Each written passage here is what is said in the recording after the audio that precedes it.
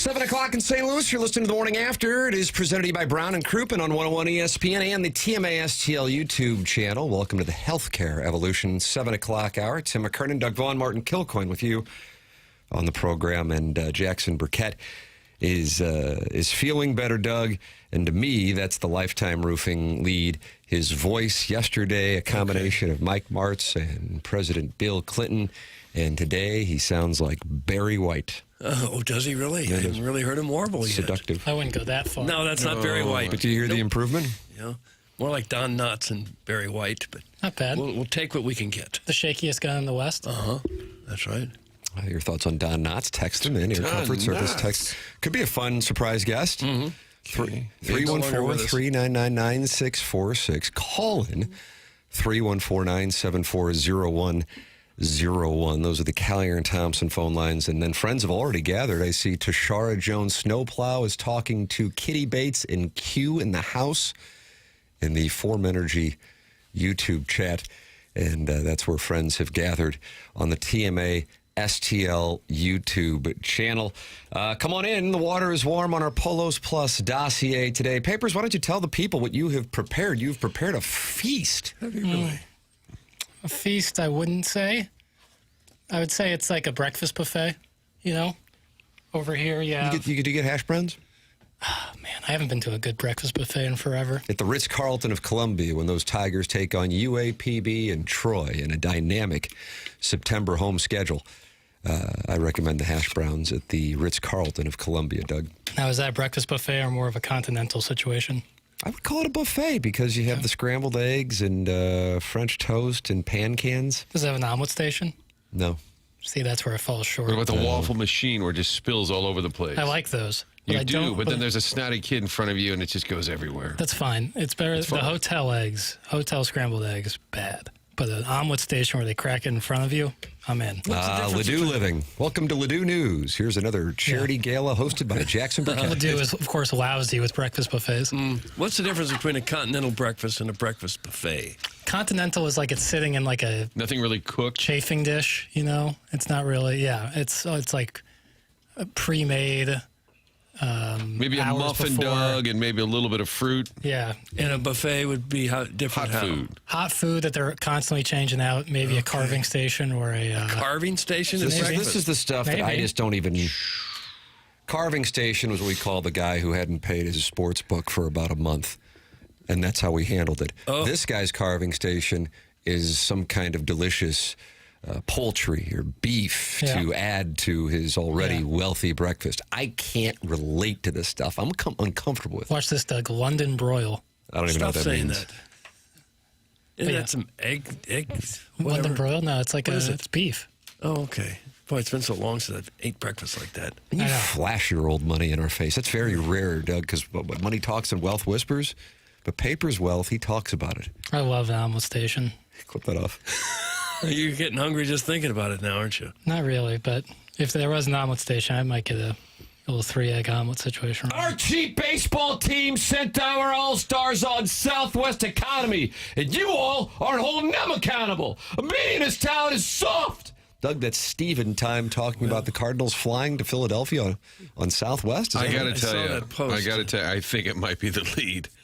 Because Lifetime Roofing lead. Derek Gould wrote that on Twitter, said, if you happen to be on the Sunday night Southwest flight from St. Louis to Philadelphia, did you spot the All-Stars? Oli Marmol wasn't kidding when he said they were taking Southwest. Jordan Walker, Riley O'Brien had seats near the front. Ivan Herrera was further in back. I am stunned by that. I just can't imagine any major league team sent their batch of All-Stars on Southwest. There's got to be, I cannot accept this. Place says it was a direct flight. Oh, it was direct. Okay, so that changes things. I take it back. So it took them, 2.5 hours maybe to get there? 2? I don't. Probably 2 hours to get there? I bet 2.5. I mean, I was going to ask our guy, Jose Fermin, yesterday, who went to the Derby on his own, which was kind of cute and fun. Iggy didn't care for it, apparently. Whatever. But I was going to ask him, did you hop on the plane? Like, did they have a spot for him? Assuming a private plane. But this was going out of Spirit. Yes. And like, hey, Jose, you're going, that's cool. Hop in. We got room for you. Sure. Ollie, bring the whole family. We've got room on the plane. I'm stunned by that. I got to find out more. Who can we talk to about him? Got to start with Ernie, who does the travel, and say, what? Not his fault, but he might know the. I mean, every team's got access to a point. Well, if it was how many guys went? 4? Now, you may have, what may typically happen is the guy, the Arenado, who makes $30 million, or the Harper who makes $40 million, or whatever. There's always a guy who's probably like, I got the plane, don't worry. You look around, O'Brien, I ain't got no plane. Walker, no plane. No. That might be. Herrera, no. I still think that's. What would it cost to charter a private plane? Well, I'm glad you asked. I recall spending some time with a gentleman, and I will not share names. And we were spending some time together in South Florida, and he was heading back to St. Louis for an obligation. He said, I got to fly out. I said, what time's your flight? He goes, I don't know. I'm flying private. I go, just curious, because he was getting one of those NetJets wheels up deals. Sure. And he said, it's only $10,000. Oh.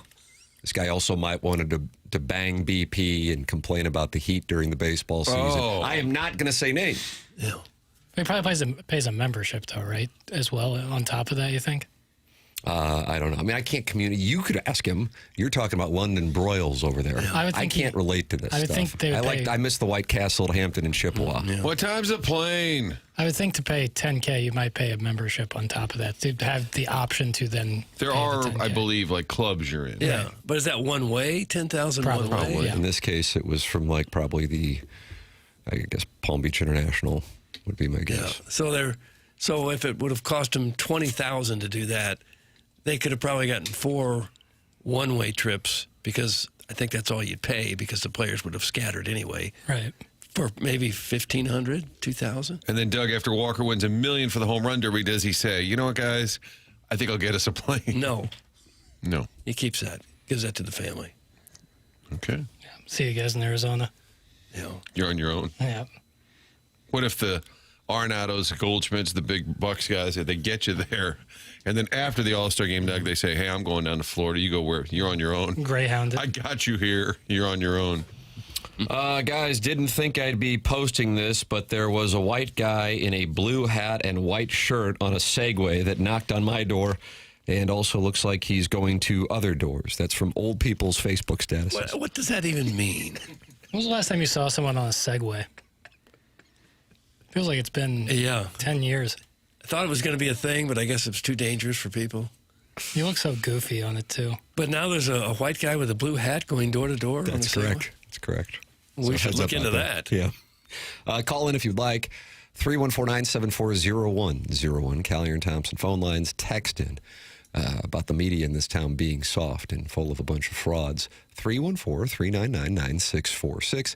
And, of course, you can interact and attack us or really yourselves. You turn on each other in the Form Energy YouTube chat. It's the TMASTL YouTube channel. Doug, let me see what's going on in there. Kitty Bates says, Tim, you always reference Spirit when talking about flying private. The FBO on the north side of Lambert is actually more convenient for those of us in the Central Corridor. That's Kitty Bates. Yeah. That's where the Blues flew out of. North side of Lambert there in a private area. Pretty convenient. Got free parking right there. Well, you just Plane make the pulls parking right up to real. the gate. Yeah. Not that I ever went on it, but during their Stanley Cup run, we used to go out there and get interviews before they'd take off for the next game. You hold them accountable on the tarmac. I yelled at them before they got on the plane. Add Martin to the list. I don't know what that... And then Iggy said, tell Martin to learn to drive. So I don't know what's going on here. I'm reading it in ascending order. Or is that descending order? I don't know what never Either know. way, it's backwards. Chairman Kurt, you are apparently the patron saint of the Form Energy YouTube chat and sometimes participate, but you always know what's going on in there, especially when they're not happy, which tends to be the majority of the time. What is the problem with Iggy wanting Martin to drive? If I'm not mistaken, it was talked about on ATMA yesterday that there was nearly an incident in the parking lot. Oh, that's right.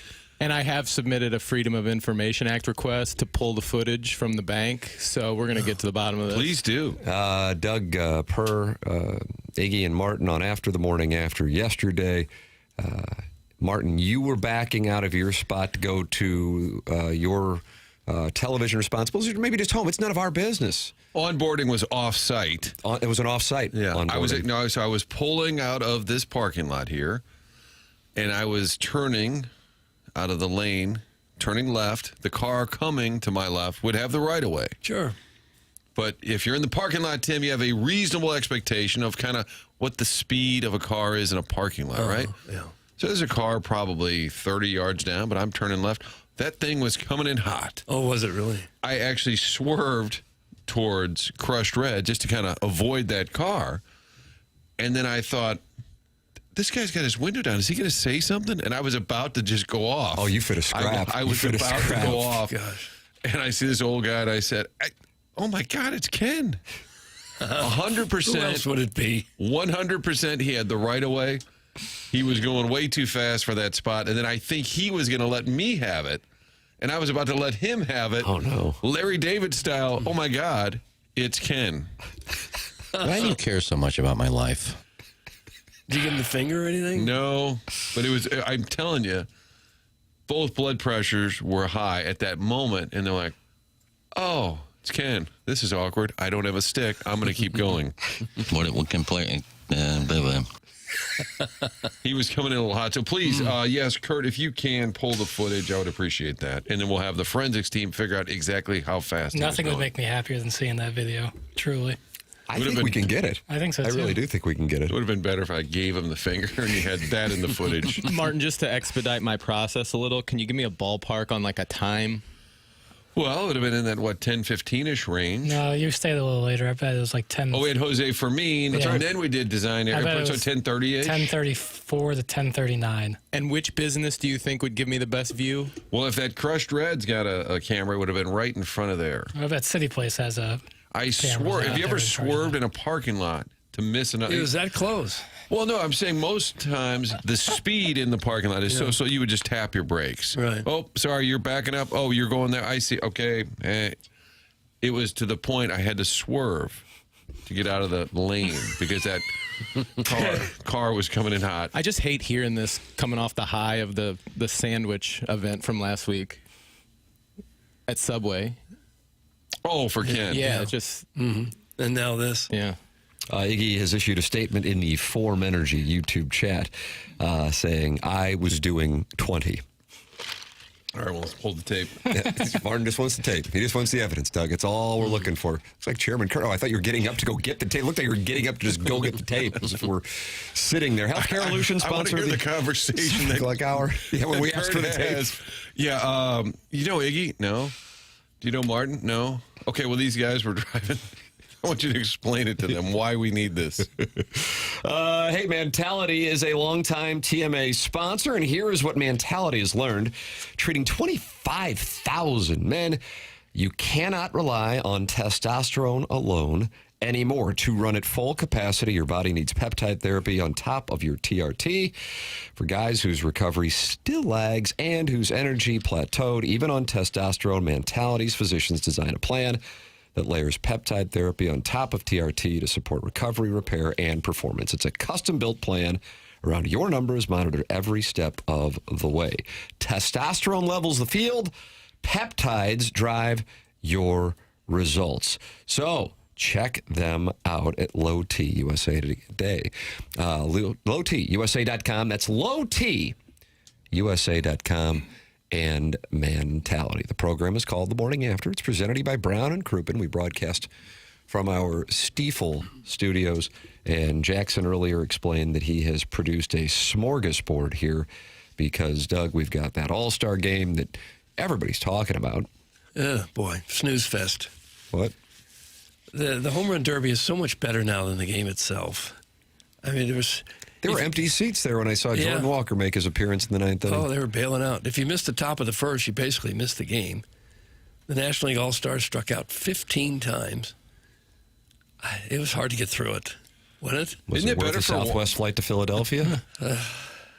I think it's better for Jordan Walker that the game was so unmemorable that this whole All-Star event will be remembered for the Derby only because the game was nothing. I liked the Sandlot intro. I thought that was pretty cool. No. with the fireworks and stuff. Yeah. The guys holding the sparklers. Yeah, the TV folks tried. Yeah. They did their best to dress it up. Kids riding their bikes onto the field. Yeah. I thought that was pretty fun. And anytime you play Ray Charles, America the Beautiful, pretty good stuff. I guess you get these all-star caliber pitchers who all throw 98 miles an hour, some of them over 100, and they've only got one inning to pitch. It's just really hard to hit them. Yeah. It's Mason Miller, I think he was throwing the ball 150 miles an hour. You could make the argument the biggest noteworthy thing was Riley O'Brien hitting Junior Caminero. Yeah. Yeah. The way he ran off the field, you thought, oh, he thinks that's broken. Yes. The sound from it did not sound good. With regard to that situation, the tests were negative, and Riley O'Brien said after the game that the last thing you want in a situation like that is to injure somebody. So he went over to the American League clubhouse and talked it over with Caminero. He said he was very understanding and classy about it. Caminero said, I really appreciated the gesture. He came into the clubhouse and took a few seconds to say he apologized, but I told him, look, it's part of the game. He was really worried, but I told him, look, these things happen. We're here to have fun. We're here to enjoy the night. We felt really good that you know everything's okay. So that was how Riley O'Brien tended to do it. He was so upset about it. He went over to the American League clubhouse and found Caminero. Caminero appreciated that. And it looks like he's fine, so much so that he said he plans on playing in the Rays' next game on Friday. Oh, that's good. And of 'Cause all he's- people, O'Brien is the most low-key, real kind of quiet guy. Like, he would have just been horrified by that. World-class kind of nice guy. Very polite. Yeah. And as it happened, I'm like, oh, no, I hate that for him. Because I assumed something was broken the way Right. he went down. Well, and he's the two-seamer pitcher against a righty. You're going to run inside every once in a while. Well, more people, I think, are interested in the Southwest flight than they are the game. Okay. Yep. Now, the Derek Gould tweet, if you happen to be on the Sunday night Southwest flight from St. Louis to Philly, did you spot the All-Stars? Oli Marmol wasn't kidding when he said they were taking Southwest. Jordan Walker, Riley O'Brien had seats near the front. Vaughn Herrera further back.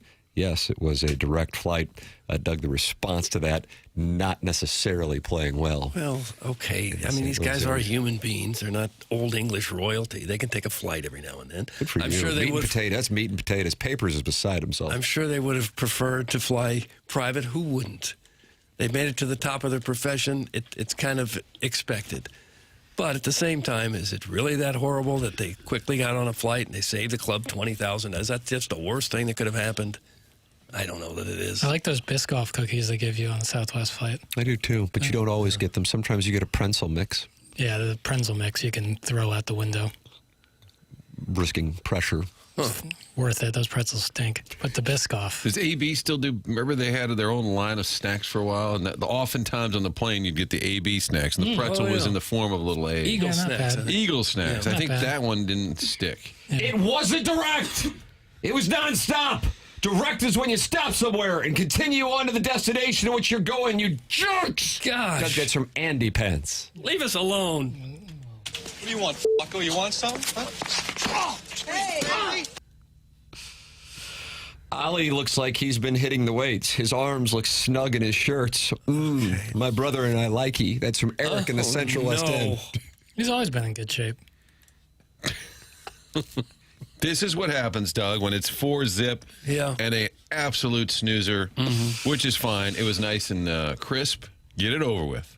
Jugs in D.C., who just visited our fair region a couple weeks ago, and now is, of course, in the District of Columbia. We think he is a congressman, of course, working in the Capitol, but also, of course, a graduate of one of the MCC institutions, one of the three real ones anyway. And he says the whole point is the direct flight. Nobody flies direct to Hoosierville Regional anymore. That's Jugs in D.C. So he's got an issue with it over there. And he, of course, is he flying into Reagan or is he flying into Dulles? Do you know? I Have you wouldn't been know out with where him? he would fly into. I just don't. I feel like help. Jugs, and I don't know what business he's in. I feel like he's in the trough. He's in the D.C. trough. He's somehow government adjacent and cashing checks. Nothing wrong with that, Doug. No. It's the system. I just feel like he's part of the Swamp. Yes. Dawson's Creek's new voice is getting me stacked. He sounds like the mob boss in Casino. That's from Little Judy Suckins. The one in KC Yeah. who works out of the grocery store. I think his name was Paulie, too. Everybody's name's always Paulie. I love Casino. Sam Ace Rothstein. It takes a turn, though. I mean, it really does take a turn. Yeah, it's the first half is like way up there, and then the second half gets a little sloppy. If you've ever dealt with a problematic significant other, Yeah, that'll land real nice close to home. I don't know if you ever dealt with a little Nikki Santoro. Not too much butter, right? yeah, not too much butter. Yeah, but An unfortunate demise for Nikki Santoro and the Dahmer, always the Dahmer. really unfortunate demise. But, Frank Vincent, boy, He always takes a stand at the end of presentations. Unfortunate one for him at the end of The Sopranos. And he had a message for Nikki Santoro at the end of Casino. I don't know. This Frank Vincent, Doug, he had a wonderful head of hair. Yeah. Well, that's all that's important, really. Billy Bats. Yeah, but You got a lot of Casino's awesome. Vito Corleone votes yesterday. For Yeah, the voice. I think it was more like that. Oh, a little Brando. Yeah. You interested in petting my kitten? Always. I'd like to live out the rest of my days in the garden in an orange grove. You would. You'd be bored. Yeah, but grandchildren. You say running that around. You say that when you're 80, Right. not when you're 26 or 5 or whatever you are. 8. 28. Way to know the staff. Whatever you are. Yeah, I'll take it. Whatever. Jugs in D.C. works the counter at a Quick Trip in Maryland Heights. That's from Rusty Pecker. So apparently Someone has to. he is not in the District of Columbia working in the Capitol building. He's actually at a Quick Trip in Maryland Heights. And that's the one that moved a block down? Never quite understand that, Doug. They'll build a brand new one a block from where the old one was. I mean, one time after Sharon Stone steps out on you with James Woods and your Cocksitch? your Ace Rothstein, you got to cut it off. I mean, right then and there. Oh, you wanted him to have his ween cut? No, he just you got to. You said it. I can have Kurt play it No, back. I'm saying cut ties with Sharon Stone like immediately. Yeah. As soon as going back to James Woods' character. But what now was it sounds like you're Lester? kind of shaming Sam Ace Rothstein for enjoying cuckoldry. There's a lot to. He was a little dandy. He's always wearing that. Oh! Well, he's wearing that robe and the cigarette holder. You go after the host Ace is high. Yeah, I talked about a segue earlier. When was the last time you saw a gentleman with a cigarette holder like that? Like he's Cruella de Vil. Is that a filter or is that just an easier way No, to it's hold it? just to hold it. We got to get Iggy a cigarette holder. That would be a good look for him. You can get involved on the program. 314-399-9646. Jugs in D.C. is taking some heat. We are in search of the security footage from in front of the Crushed Red here at City Place at Ballas and Olive, where Martin Kilcoyne and Ken Iggy Strode nearly collided. Iggy says he was doing 20 miles an hour. Some of the listeners who were listening to After the Morning After point out that Iggy yesterday said he was doing 25 miles an hour. So each day it seems to be decreasing by an interval of 5 miles per hour. Even that's kind of quick in a crowded 25 in day. the parking lot. Doug. 25 in the parking lot's fast. And you would have no concept of how fast you were going. You would not know it to an exact miles per hour. But anyway, that's for your honor to dissect. Yeah, you're just going to let the security tape speak for itself, it sounds like. Your counsel's very confident in your case.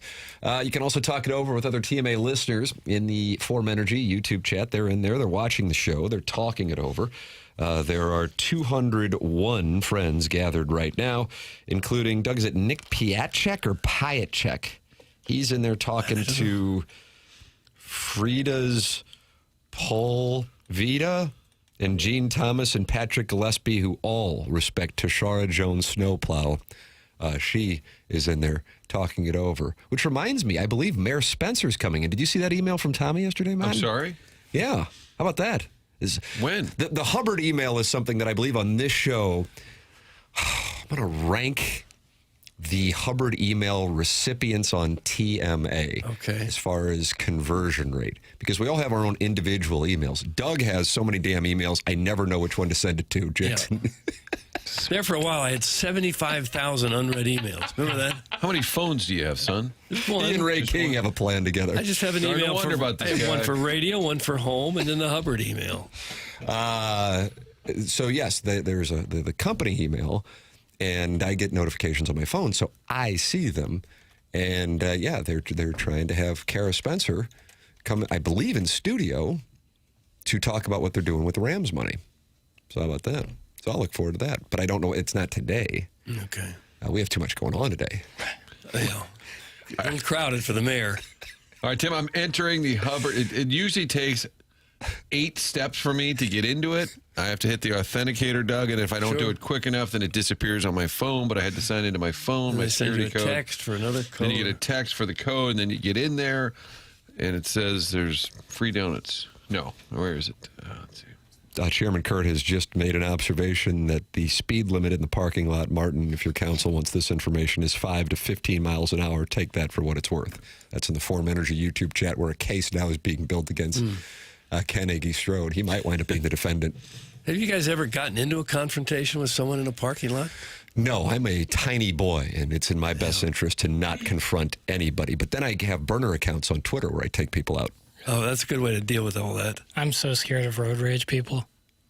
If you're someone like with actual road rage, I can't. I can't. You saw what happened in Lake St. Louis a couple weeks ago. Right. Yeah, I was about to say I-70 in St. Charles County is to road rage what light-hitting middle infielders are to St. Pedro de Macorís. It is a hotbed. I mean, stay out of the left lane when you're in St. Charles County. Whew, cats and dogs. I don't know what they're angry about, but man, they're not happy. Well, Heads up. 70's no bargain either. Yeah. Well, that's what I'm saying. Heads up. Yeah. I don't mess with that.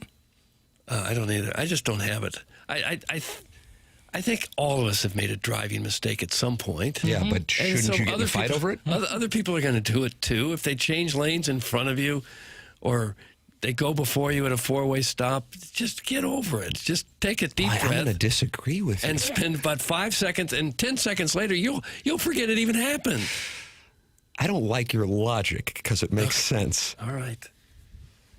I've driven with people that just get violently mad because someone is not going quite fast enough or passed them wrong or weaved into their lane. So why are you wasting all this energy on something that just doesn't matter? Give me your fucking feet. Are any of us Not perfect cut off. drivers? That was the byproduct of road rage?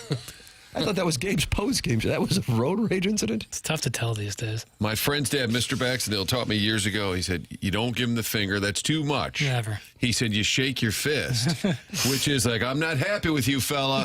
But it's not elevated to the middle finger, which can also elevate the situation. A shaken fist, Doug, does that, that doesn't wound you, does it? Your soul. It's like, all right, I get it, old man. You're unhappy with me. I get it. I just can't imagine that anyone couldn't control their emotions better than that. I agree with you. Didn't there. Jack Nicholson get a golf club out and beat on That's somebody? correct. And what film was that? I think No, that in was real IRL. life. In real I think life. that happened on the Did you have a PCH. problem with Jackson saying IRL right there? Yeah, I didn't like it I had a much. feeling that was And you're about it. Jack Nicholson, highly established, accomplished superstar, and you decide to get a golf club out and beat on somebody's car. Just because Yes. you're 2 seconds slower than how you were going to be before. Sharon in Clayton says the road rage is misplaced rage from something else in their lives. That's Sharon in Clayton's That's probably analysis. true. Yeah. That they're already before that incident happened. It's pent They're up already anger. angry. Yeah. It is February 8th, 1994. Robert Blankstead of Nicholson, at the time 56, approached his Mercedes-Benz when it was stopped at a red light in North Hollywood. Nicholson used the golf club to bash the roof and windshield of Blank's car. Reported say- $500,000 check from Nicholson after the... I'm sure. You want some of this? Oh, people are He's crazy. 89. Speaking of Marlon Brando, Nicholson lived next door to Brando for a number of years on Mulholland Drive. Probably some pretty fun parties there, if I had to guess. Miami was so rough for a while when I was living down there. I got a speech from a guy I worked with. He said, now, if you carry a gun in your car and someone comes after you or you get in a road rage thing, you hold your gun up. You don't point it because you could get arrested for pointing it. You just hold it up and dangle it and let him know you have a gun, and that should stop the confrontation. So that's how I got to drive down here? Boy, speaking of which, I-95 down in Miami. Oh, boy, howdy. My God. Yeah, that's it. That's got to be it. I can't imagine anything worse. that whole East Coast stretch from Miami up to Lauderdale is Yes. that is the Wild West. Yeah. Because you got, Doug, you've talked about this before, like sports cars from people in their 20s and 30s going 100 miles an hour. Oh, yeah. SGO Kai. And then like a a Jaguar from the 90s doing about 48 on the highway, mixing together. Yeah. Papers, can I ask you a Jack Nicholson question? Yes. One of my favorite actors. Okay, never married, Yeah. but partners, famously Angelica Houston. Mm-hmm. So in the Wikipedia page for partners, Tim had list Angelica Houston, 1973 to 1990. Mm-hmm. Fair enough. Wow, that was a run. Next partner was Rebecca Broussard, 1989 to 1994. Can I ask a question here? It says Angelica Houston to 1990, but then he was with Rebecca Broussard starting in 89. Oh, he had the less popular for a year. We got a What's little, up, Jack? We have a little overlap here. Yeah, I'm sure there was probably some others mixed in between. I mean, That math, there's a little crossing over there. because in '89 he would have been Joker. So, and I think he got some crazy back end deal where he made like $70 million off that movie. No joke. Like he made so much he money thought, off that hey, movie. Angelica, I just made a boatload. I'm going to let Rebecca move in a little early. We're going to get married next year, but she's going to be here a year early. Yeah, Well, chop up rent. Yeah. God. Unfortunately, he impregnated Broussard, and that ended the run with Houston. It was a fair situation. I wonder what Houston didn't like about that. Martin, another surprise guest, Angelica Houston and Don Knotts will join us coming up. Mr. Licks is not happy with a wide variety of people in the Air Comfort Service text inbox. Guys, this is another reason why I recommend everyone just have a driver. Something Sharon and Clayton could never relate to. That's from Mr. Licks. And then he also says, with regard to Kitty Bates and the FBO at Lambert, it's actually not Kitty Bates. Spirit got a new landing strip last year that can handle bigger loads. Columbia Airport is better as well. The FBO at Lambert sucks ass. That's from Mr. Licks, Doug. And, of course, Mr. Licks flies private, I think, daily, 5 days a week minimum. So he is kind of our private flight correspondent. And also pro having a driver. Yeah. If you've ever been lucky enough to fly private, it is the way to go. It is so nice. Unrelatable. Time's the plane. Tim never named the person involved. That's correct. They That's might correct. be into farming now. He didn't name the person. You don't know what the person's into. That's exactly right. Yep. You just walk right out there on the concourse, pilot's there, and whenever you're ready to go, you go. Martin, you know the other thing about Jack Nicholson, his mother was 19 when she had him, and so in order to like avoid the issues with that, her parents agreed to raise Jack Nicholson and told her that his mom was actually his sister. So his mom, June, for most of his life, he thought was his sister until it was revealed to him that his sister was actually his mother. Whoa. And of course, he would star in Chinatown, where that's kind of the theme of the movie. Whoa. Oh, gosh. And I know he's famously private, but I feel like before he's 89, if he's still got his wits about him, I'd love for him to open, like... I think he might not be in the best of mental states at the moment. I wish along the way that he had done, because I know Costas told the story that Nicholson doesn't do TV. Right. I'm sure he probably thinks he's above podcasts. I wish at some point he would have done a deep dive, because he would be fascinating. Oh, my God, yes. But, yeah, I don't think... there was like a 4-year run where I've been to a Laker game or like seen out in public. I wish you guys did email the day like the morning after show. Your audience would have some legit unhinged emails. That's from Dickie O from Cedar Hill. I thought we did email of the day. It's we been were the sponsored TMA for show. about 15 years by Design Air for the last decade. It comes at 9:45 on the Polos Plus dossier. And we do have some unhinged emails, so that's correct. The morning after at InsideSTL.com is where you can send them, and Design Air sponsors it. That's Seth Goldcamp and his team. Doug, it's going to be hot. Heads up. Here we go. It's coming back. Now, is it going to be as bad as it was a couple of weeks ago? I mean, that was 97. Yeah. This is just, I got a 94 for you coming up. I got a 91 today. But if you run into any issues with your air conditioning, go to DesignAirService.com. That's Design Air Heating and Cooling, the longest running sponsor on this presentation, more than a decade. Martin's a client, Doug's a client, I'm a client. You can become a client as well by going to DesignAirService.com. 7:34 in St. Louis. We are in the Healthcare Evolution 7 o'clock hour. The program's called The Morning After. It's presented to you by Brown and Crouppen on 101 ESPN.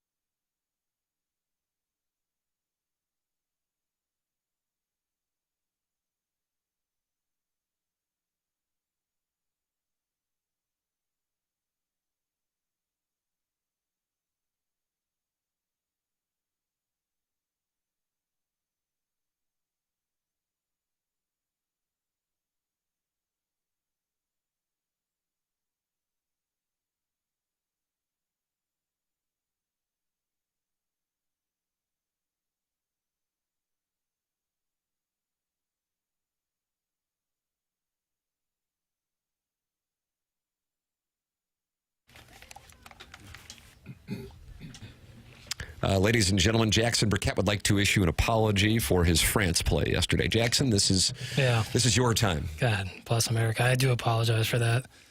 On Bastille Day. They looked terrible yesterday. What was worse, that game or the All-Star game? Go. The All-Star game. Yeah, I think that's right.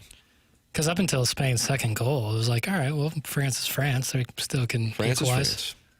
But they had nothing. They barely even had a decent scoring opportunity. Yeah. Took a penalty there in the first half that was weak. hurt. You thought it was a bad call? I guess under the rules. What is the belief there, that he was trying to kick? It was evident to me that he didn't see it was Lamine Yamal. Right, but isn't he trying to kick the ball? He didn't see Yamal coming, and so he's just trying to kick the ball, and he ended up kicking him in the side. Right, no, but it seemed to me to be I thought unintended. So too. Clearly, and so I thought that. But apparently, soccer folks much more knowledgeable than me were like, no, that's a clear penalty. I was like, okay, I don't get it personally, but. Of course, Libby Jack was cheering for France. He wishes he was French. Of course. That's from Eric in the Central. How did that feel? Okay. If that's your win for the day, you got it. Take your win and go home, fella. I'm also rooting for England today. Are How you? does that feel? Yep. Time for the World Cup to come home. So you want this country to be taken over by English colonizers again? No. I just want the World Cup to go. It's 60 years since they last won. I think it'd be pretty cool. They are the favorite today. Does that surprise you? Only if it was only Small make favorite, sense. minus 126. Argentina, Doug, plus 114. Argentina's had some, They've close kind of calls. Great escapes. ham and egg their way to. I think they should have lost to Egypt. I thought that was some bad refereeing. I think now that we can look back on this thing, it actually speaks to just how good Cape Verde was. Yeah, agreed. Yeah, I realize, I don't know, whatever percentage of the audience remembers this, but I'm very confident it's less than the majority, that how did Spain open up their run? Do you recall, Papers? Yeah, draw with Cape Verde. That's right. Yeah. And Argentina, also still alive, one of the three teams still alive, had to fight for their lives against Cape Verde. Yeah. That was quite a run for that little island nation off the west coast of Africa. So today, what time we go in here today, Papers? 2 o'clock. Yeah, 2 o'clock? 2 o'clock in Atlanta, Georgia. Nice. Pregame at noon. Now, they do have some overlap. Yesterday, the soccer ended. I think it was a little, I don't know if it was faster than expected, but at about 4:30, they're still breaking it down, what happened. And I looked at the clock and I said, there's an hour until the All-Star game coverage begins. They had a lot of fill time. So eventually, and I don't know if it was planned, but eventually they had the soccer set, Lawless and the gang, just talking with Jeter and A-Rod. They just started asking each other questions. And I'm telling you, it was like a third or fourth hour show program. Like, okay, now what? They had an hour to fill, and all of a sudden they just said, Henri was asking Jeter questions, and Big Papi was talking to Lawless. It was great TV, but I had a feeling that they're like, okay, we got nothing. What do you guys got going on at the All-Star game? Some pretty personable guys, though. Some good A lot of big names. Yeah, it was a fun idea. On America's 250th anniversary, Papers wants England to win on USA soil. GTFO. That's from the South City Power Hoosier. That couldn't have felt very good either, really. Sorry. That's what I'm rooting for. So you won England against Spain as well. Yeah, I want England to win. All right, Doug. Yeah, there I it is. think most of us- Hurricane. Most of us are over what happened in the 1700s, I know I am. so it's kind of safe to root for England again. They've been on our side in a couple like a lot of of- important conflicts. like a lot of their players. You see a lot of them if you watch the Feels like Premier League. Bellingham has taken over Kane's role as their stud. He's the best. Like, you've seen the stuff with him. He's awesome. Do you see the video of the handicap guy doing Yes. interviews? Yes. And the players are walking up. That was after the Mexico City game. And his fella's in a wheelchair holding a microphone, trying to get a soundbite, just hoping anyone would. And the players like nod, wave, just keep going. And he's asking a question in Spanish, I believe. And the one player who stopped was Bellingham, who had just had the 2 goals, who was the star of the game. Right. And he stops and talks to the guy. Who speaks a little Spanish because And he plays for answers the Madrid. question, yeah. Gosh. Man, England versus Spain. Spain's still salty over the 1588 Armada business. That's I from the don't think Tim they Man. are. So that's the thing. You guys don't consider the geopolitical elements of this. Right. As you might imagine, I am not allowed to root for England, so there's no problem there on this side of the dais. But Jackson, you went Hurricane. Hurricane! Yes. Yep. I won Hurricane. And then our guy will break it down. Bup, bup, bup, bup. That's He breaks down the England games more than any other. Yeah, he's English. So I mean, but does he break them all down, or is it specifically when I think England plays? he streams most of those games, but his rooting interest is for the three And the lines. bup, bup, bup, bup, bup is a level of excitement. Mm-hmm. Okay. As an Irishman, I want every England player to tear an ACL and fire to erupt on their bench. Doug, that's from not Mongo. kind. That's just his rooting interest. Okay. What a goal! This guy's world class! He's world class! Hurricane! Hurricane! Hurricane! Why are we talking about soccer? That's from Doug's fat friend. We only have another 5 days of World Cup action. Yeah, it's been fun. It's been great. Fun to watch. Belgium to score first, France to win. Now an England pick. Let's make some.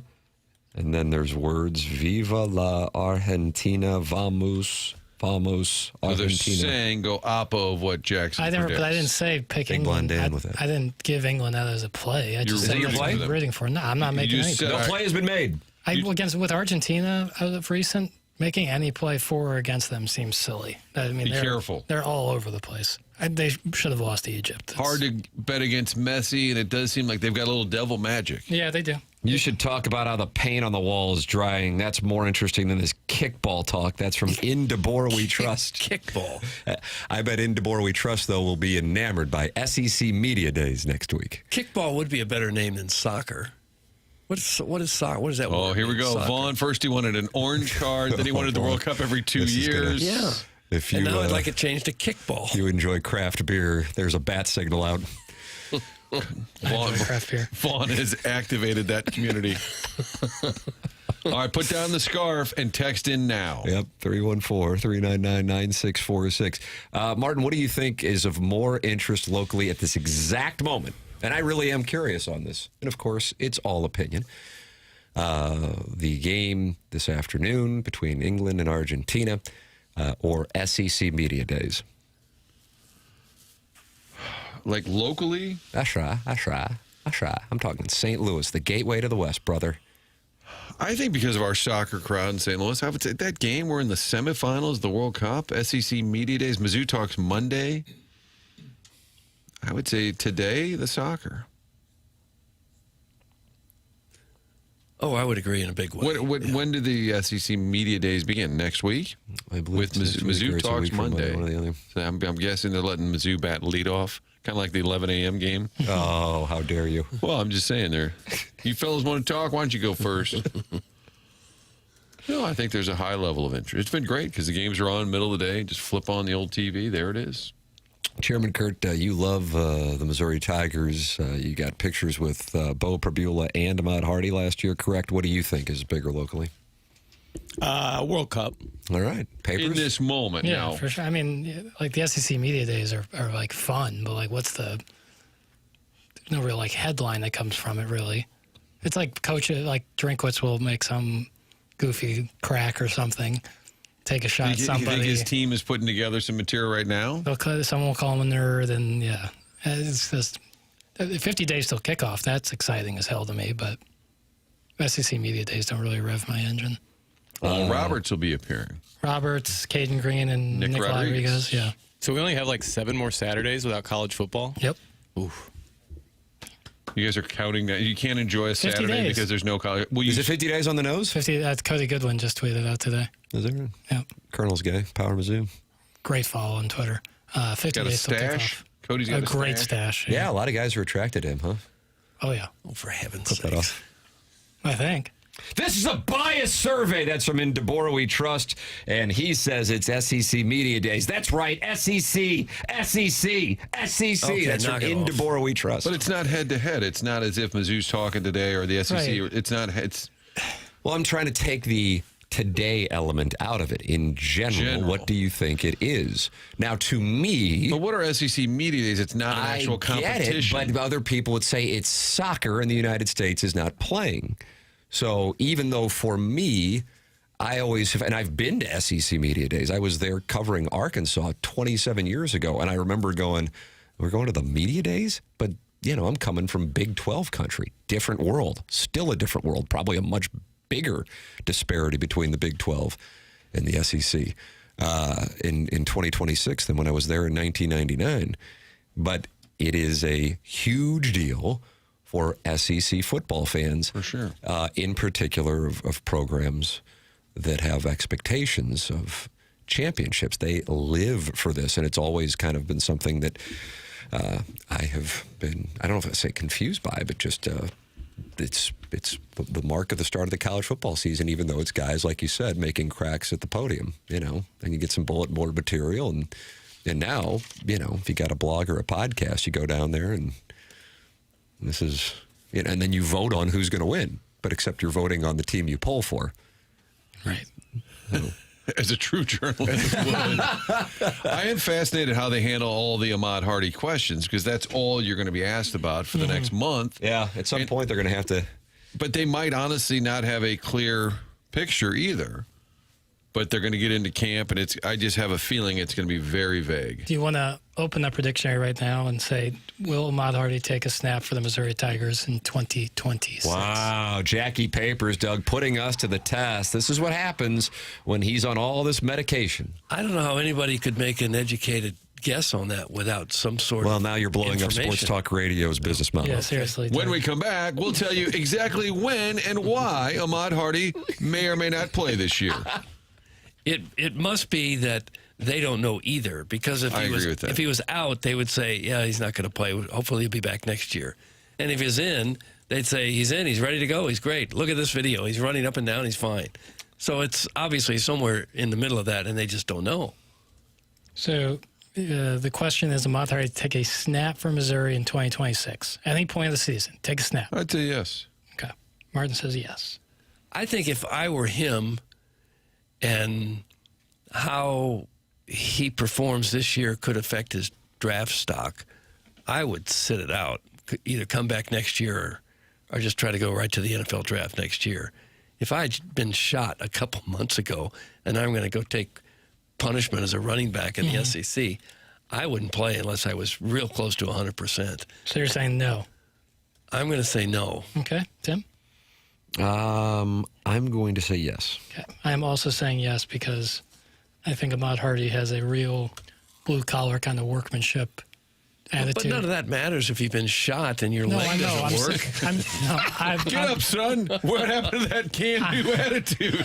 Oh, I'm sorry, I've been shot. You get out there and you run the ball for the black and gold. You see that north end zone? I don't give a damn if you've been shot. You think that's what's taking place? That's not what I was saying.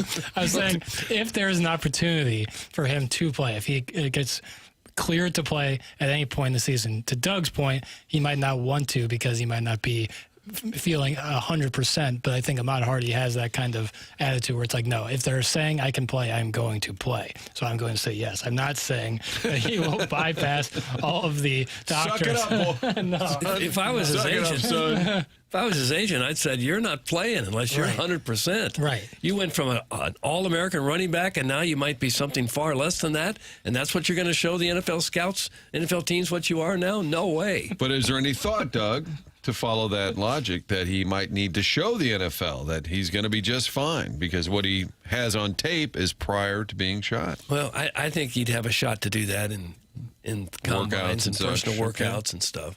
Hey, guys, my opinion on whether or not Hardy will play this season will be the opposite of whatever the Warson Woods wacko predicts. Thanks. That's from Big Tough Doug, and that's a shot at the Sam Horn prediction. And Chairman Kurt, did you just tip your cap to Big Tough? No, that was unrelated, but I did point. I was thinking the same thing as Tough, so we're kind of in a tantric spot right now. Ooh, tantric. I'm going to say something controversial. I'm not. Well, let me put on the hot take mittens.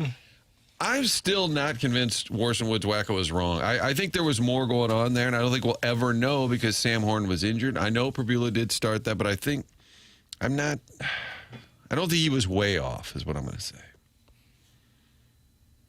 I don't disagree with you.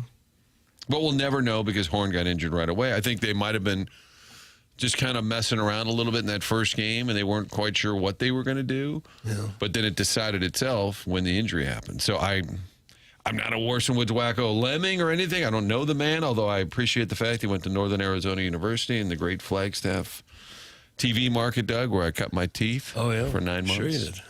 But I don't think... 9 months, is that right? I don't think it was out of nowhere. They let you go after 9 months? Moved on up to Rhinelander, Doug. That's the path. Now you graduate college and or QT and you work immediately in St. Louis. But back then, kidding, of course. Back then, yes, of course. Back then, you would go as like you did, Rochester, Tim, you were Little Rock, which is a pretty big first market. And I was in Flagstaff for 9 months. Beautiful. I'm just surprised. Weren't they upset with you for leaving so soon? I don't think I was high enough on the totem pole that they didn't cared. notice. Okay. All I can tell you is we had a weekly show for Northern Arizona University Sports, and I would produce that, Doug. I was like 22, 23. I didn't really know what I was doing. But in the middle of the show, the football coach, Steve Axman, who was actually Troy Aikman's buddy, so whenever I would see Troy Aikman, we'd talk about Steve Axman. Nice. He was the head coach. The point is, I'm in the booth, Doug, in the middle of the show. There was a little poster that said Lumberjack Weekly or whatever, and the poster just fell down in the middle of the show. So it wasn't really a fancy set or a great show. So maybe you needed to get out of there after 9 months. Yeah, moving on Wouldn't up. you rather be in Flagstaff, Arizona than Rhinelander, Wisconsin? But the job opportunity. More money. Well, I don't know if it was. I can't remember. More food stamps at the second stop. No. But it was a chance to anchor and do the sports at the NBC affiliate, Humble Brag in northern Wisconsin. I have never heard of your team. But the main point is, I think there was something going on with the Sam Horn. We'll never know. I feel so bad for him. Here he finally gets a chance. He waits and waits. Might be the starting quarterback for an SEC team. One play. That'll haunt him the rest of his life. Yeah. Unless he plays baseball and makes millions. Makes $50 million doing that. You can talk it over in that Form Energy YouTube chat. 230 friends are in there, including the never-ending wipe, who's talking to Boots Gone Savage. There was girls gone wild in the late 90s, early 2000s, and now we've morphed into Boots Gone Savage. What happens when a boot goes savage? I don't know. But that's what's going on in the Form Energy YouTube chat. Call in as well, 314-974-0101. And, of course, email in for our Design, Air, Heating, and Cooling email of the day. Wacko had no idea what he was talking about. It wasn't even close, and he still never paid me my $100. That's from Harrison's brother, Master. So he says the Warson Woods Wacko owes him $100. So maybe, I don't know if there's points on that. But now at this point, it's approaching 12 months, and it sounds like Harrison's brother Master is coming to collect. So that'll be a moment that the two of them will have to work out. Healthcare Evolution's the sponsor of the 7 o'clock hour here on TMA.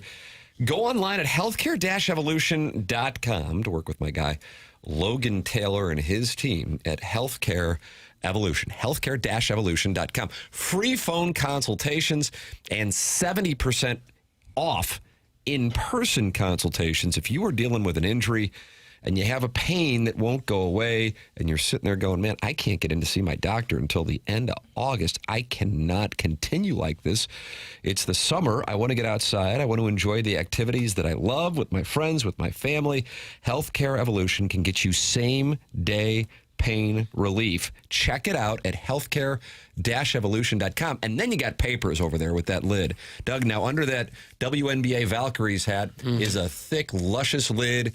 And Jackson, you attribute that to the procedure you had at Healthcare Evolution. That's exactly right. Done locally here in St. Louis. Quick, easy, much more affordable than some other hair restoration options. And we're seeing really, really, really good results. Time will continue to tell how good this is, but so far, really, really, really successful with my scalp, helping strengthen the hair that I already have and then bring in some new hair.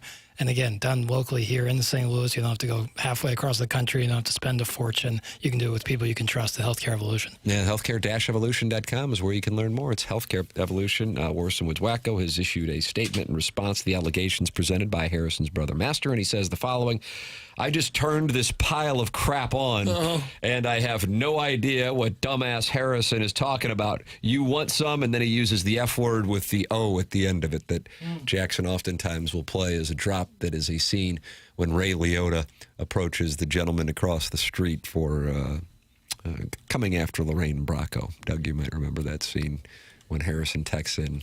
Jackson plays that drop. Okay. Yeah, I remember the drop. Because Give him Doug, a real beating. all you did was predict that Ahmad Hardy may not take a snap this year. You're being called the Beaker, and a lot of folks saying, of course, Doug is being a Kansas guy. Doesn't think he'll. Well, just has nothing to do with you being a Kansas right. fan. If it was your son, and these guys are, close to being age where we could have them as sons, would you want him to play if he wasn't really 100% coming off a shooting? Well, I think there'll be a medical clearance that'll decide it, probably, I would think. But Well, of course, but Jackson says it doesn't matter if you've been shot. Harrison's brother, There's a new standard set by Jackson. Harrison's brother Master also said he would call in after the Cairo trade, and he never did. That's from Jugs in D.C. So now Jugs in D.C. says Harrison's brother Master doesn't keep his word. Harrison's brother Master says Worson Woods Wacko owes him $100. Doug, these are all accusations being filed in the Air Comfort Service. okay. Text in, sounds like Wacko isn't going to pay. It's from the Lone Ranger sidekick. They're going to have to work it out amongst themselves. All we can do I would think so. is be the platform through which they can communicate. You can communicate as well by emailing in, talking it over in the Form Energy YouTube chat. That's the TMASTL YouTube channel. 7,040 friends have subscribed to the channel, and 233 are in there talking it over, just like Percy Blumpkin and Scorsy are talking to C.S. Turner and Chris Aru. And, of course, call in to our Callier and Thompson phone lines. We close out the Healthcare Evolution 7 o'clock hour and head into the Fisher Window and Door Store 8 o'clock hour here on TMA 101 ESPN.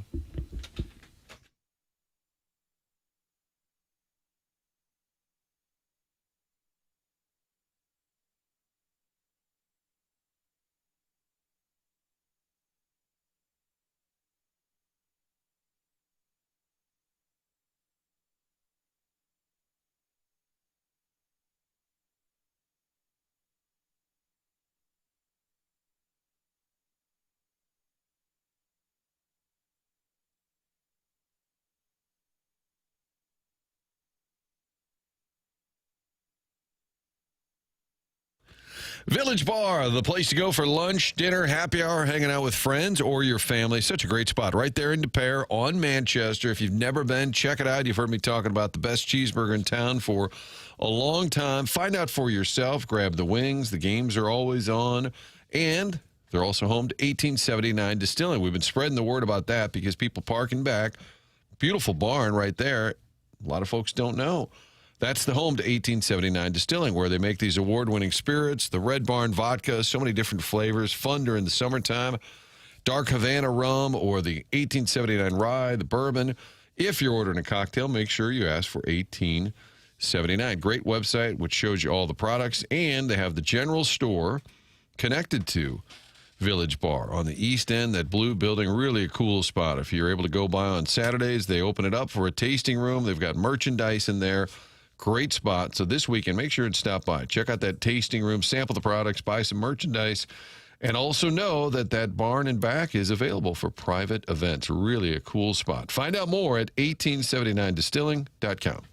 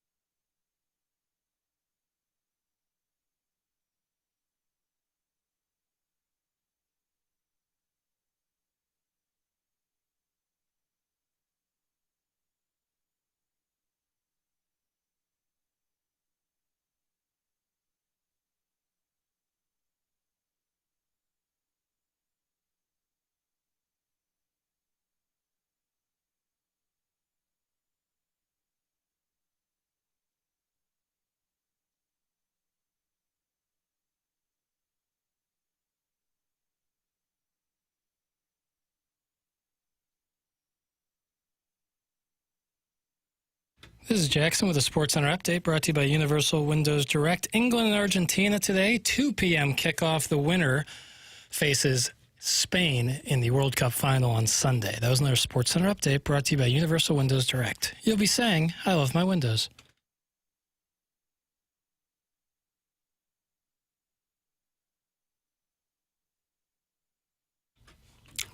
Doug, Steely Dan. Puts it in perspective, doesn't it? It really does. Papers, why are we enjoying this? So many. Why not? Donald Fagen's birthday. No. Will you play the Fez later? Sure. All right. You got a request, Doug? The Fez.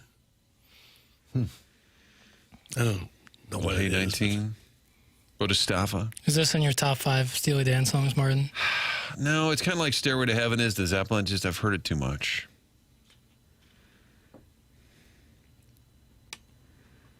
But enjoyable. Settle into the 8 o'clock hour here on the morning after. 101 ESPN WXOS FM St. Louis. Tim McKernan, Doug Vaughn, Martin Kilcoyne with you, and Jackson Burkett is back. Jeremy Rutherford not happy with Jackson.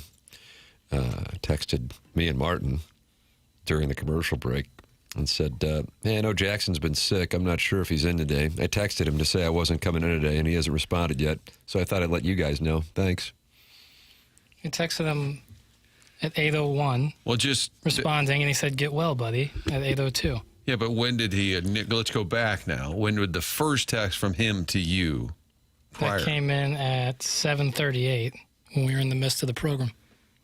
I'm going to side with you here because JR made it sound like it was, a day ago or something. JR, explain yourself. I'm happy to take the heat. It's part of the gig, but and I love JR, so you won't catch Doesn't me seem saying like you do at all. No, I'll never say a bad word about him. What about your Twitter burners? That I can't speak for. Why are you coming after him so hard and aggressively? If I had Twitter burners, I think I would have to recuse myself from society. Yeah. From life. You can call in, talk about your Twitter burners, 314-974-0101, Collier and Thompson phone lines. Text in to our Air Comfort Service text inbox at 314-399-9646.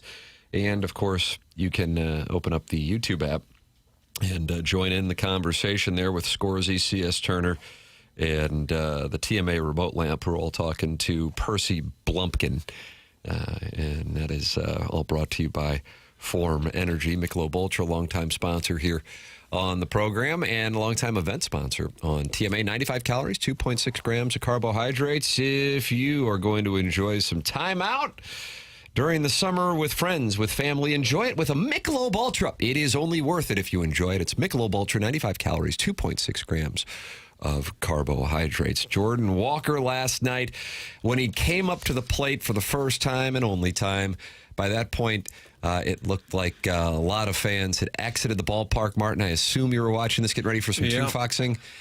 I feel like there were some boos, but then I also felt like there were some cheers, too. Do you notice that? How would you describe?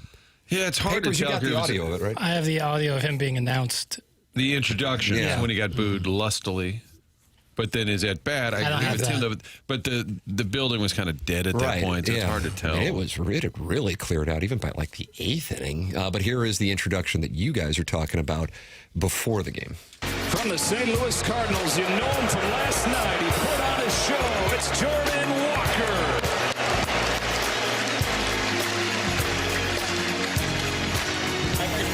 That's Steely Dan in the background there, too? I don't know. It sounded like the booze only lasted for a couple seconds. And then it was like, this guy, he came in here and he earned it. Logan Webb seemed to be enjoying it next to Jordan Walker. And then Walker gets the at-bat, 9th inning. My mom said she turned the game off. They didn't play Walker. I said he hit in the 9th inning. She said, well, he should have played earlier. Yeah, I agree with that take. Okay. I thought he should have started. Has to face Aroldis Chapman, who's been around for, 50 years?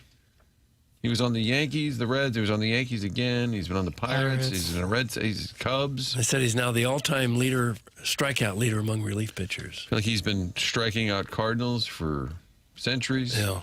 Career, Doug, 850 innings pitched for Aroldis Chapman. How many strikeouts do you think he has in that career? You said how many? 800? 850 innings. I'll say he's got 900 strikeouts. 1367. Oh, gosh. So not 2 strikeouts Yeah. per inning on average, but getting there. Yeah. There was a Darn time near. it looked absolutely unhittable. Well, there was a Still time. so Remember, hard. the Cardinals had a stretch where they were 0 for 30 or Yeah. 0 for 60, Yeah. something insane. 7 different teams, Yankees twice. Morrison Woods Wacko has just announced that he is going to pay Harrison's brother Master. Here is his statement. $100 for what? Actually, forget why. $100 is so immaterial to me, I'll just pay it so you can go get another $2 hooker who may or may not be your cousin or aunt. No. Just go away. Like, stand on the train tracks and send Sharon and I a text where and when that happens so we can enjoy a bottle of Opus while the world rids itself of another leech on society. Doug, that is the Morrison Woods Wacko who is going to pay Harrison's brother Master, but he is going to spend time with Sharon and Clayton. And that's going to be a real development because, of course, Harrison's brother Master and Sharon and Clayton have one of the most famous tag teams in TMA history. They're heels. They're heels, but when people know they're going to fight in the squared circle, they show up. Yeah, they do. Wow. That's good. It's real good. And he's suggesting that he spend $2 on a hooker who might be his cousin or aunt. That's correct. That would be disappointing. That's correct. What, the price? Well, the whole setup, everything about it. We going to talk about Brandon Walker and other dumb podcast dorks talking about Cardinal fans being the worst fans in baseball? That's from Sharon and Clayton. No response to the Morrison Woods Wacko and the bottle of Opus. Jackson? I have the Brandon Walker audio if you'd like it. Doug, He's are a you barstool college football guy, mostly. Yeah, he does a podcast with Mark Titus. He formerly of Ohio State basketball, then of Grantland, then the Ringer. Now You said Barstool. Grantland like it's credible, I noticed. Grantland? Yeah. First couple of those Grantland, those early years of Grantland were really good. Some quality sports What do you writing. like more, writing. Grantland or Barstool? Grantland, the Ringer would be more my speed. Okay. And why is that? What's the difference? Explain that to the audience. It's a little less like reality show-ish, a little bit more. I mean, it's not like it's buttoned up by any means, but it blends sports and culture, similar to Barstool. But yet different. Yeah, less reality show. But they're took great sports writers from across the country and kind of turned it into what it is now. Chuck Klosterman. Yeah, a little bit more my speed. Okay. But There's the explanation. But there's good from both of it. Where's that There's Wright Thompson Russillo these was days? on Ringer. And then, He always voices returns during the Masters Yeah. unnecessarily. If I were the CEO there, I'd say that's probably an expense we can get rid of. But nonetheless, Jackson has the audio. Here you go, Sharon. Okay. Jordan Walker's family's what a likable fella. Cool as we got to get him off the Cardinals. We got to find right there. You're a fan of every other NL Central team, so you agree with me on that. Cardinals, a guy that cool should not play for the Cardinals. I don't hate a lot of baseball teams because, as a Braves fan from Atlanta, I've always hated the Cardinals. You know why I hate the Cardinals? Why? Because Cardinals fans are full of That's right. They want you to know they're the best fans in baseball. That's right. If you have to tell people you're the best fans in a sport, you're not the best fans in a sport. That's exactly right. And I've always hated that. And the Cardinals, boring. Yeah. Boring. The as stadium, fuck. boring. Uniform, boring. Everything boring about the Cardinals. Jordan Walker should play for the Braves. Or maybe the Brewers. Or maybe the Cubs. Dare I say? he wouldn't. Dare I say the Cubs? Don't think he'd work. You think the Cardinals jerseys are boring? Kinda, yeah. Do you think they're not? I don't think they're bad in any stretch of the imagination. I just think Cardinals are a boring baseball organization. Yeah. But really, I don't hate them because of that. Because they've probably been one of the most consistently good organizations in all of sports my life. They're probably a top 5 organization my entire life. They're fans. It's just the fans will boo and then they'll cheer and they'll do the same thing every other fan base does. And they're like, look at us. They feel like they're different. Yeah. Look at us. Huh. Almost stumbled into, hey, it's a pretty good organization take after starting with, can't stand that organization. The uniform, you cannot, the uniform, I'm sorry, that's when your argument is thrown out. Yeah, if you talk about the road uniforms, I'll get on board with you. The home uniforms are about as classic of a uniform as you're going to find in all of the 6 major sports in North America. I'm including college football and college basketball, by the way. But Do you know we have the best fans in baseball in St. Louis? Oh, that's awesome. See, that's confirmation. Right there. And they said Walker should be on another team. I think if you give it 4 or 5 years, you'll probably see that. How about the fact, Derek Gould reported, if there's a tie game that forces a swing off, Jordan Walker was selected as one of the 3 NL hitters. Yes. And I was like, I'm sorry, what? If there's a tie game, Doug, in the All-Star game, they go to the swing off. That would have been more entertaining than the game itself, in my opinion. I guess I forgot that a tie game was an option, and then therefore the swing off was available. Congrats on the clickbait, because it worked. The BFIB reference actually came from things opposing players would say. That's from Sharon in Clayton. Sharon in Clayton wanted to hear the audio. Sharon in Clayton got to hear the audio. She got it. Sharon Clayton's response to said audio. Okay. Well, if we're not the best fans in baseball, who would be? Bryce Harper says it's the Phillies fans. That's what he said last night. Well, post-game. no, they're not, because they boo and they're mean-spirited. But he says there's 40,000 there on a Tuesday night. It doesn't matter who we're playing. Well, the Dodgers get that, too. You can't be as mean-spirited as the Phillies fans are and be the best fans in baseball. They're among the worst. They do show up, but their behavior would be among the worst. What about the Yankees fans who tried to rip the ball from Mookie Betts' glove? I enjoyed that a lot. You like those guys? You want to see the Cardinals fill up the ballpark? Carmine. That was Paulie and Carmine? That video, it gets somehow worse every time I see it. And they thought they might get away with it. The guy with eight chins trying to rip it from Mookie Betts. Wouldn't baseball be much more interesting if the fans could really do that? And if you watch the video, the buddy next to him is like drawing a line where the stands start. He's essentially saying, well, once he puts his arm here, we can do whatever we want. What the hell are you talking about? Truly one of the wilder things I've ever seen. Doug, we're the best fans in baseball because we're ball knowers. That's from the Cronky hater. Well, I guess. Don't the Dodgers lead baseball in attendance just about every year now? That's right. They would have an argument for being the best fans. They also have a big stadium. And they also leave about the seventh inning, so maybe they're not the best fans. I view reacting angrily to that the same as if you were at Madison Square Garden and you didn't like what the Iron Sheik had to say at WrestleMania. It is the same kind of performance. Now, the fact that it actually works on a portion of the public is the thing that I would like to study a bit more. But these are performative takes. So, they win by you reacting. That's all I have on that, and God bless America. Oh, who's winning? The performative take, Smith. That's become, Martin was talking about quote-unquote journalism. Well, the performative take, Smith, has now become the journalist. If you wanted to do quote-unquote nuanced journalism, which I guess is what a good portion of the audience grew up with, the older audience, you will be living around the poverty line. But if you want to do performative takes, and ideally as hyperbolic as possible, get yourself some attention, that's where you can actually make some real money.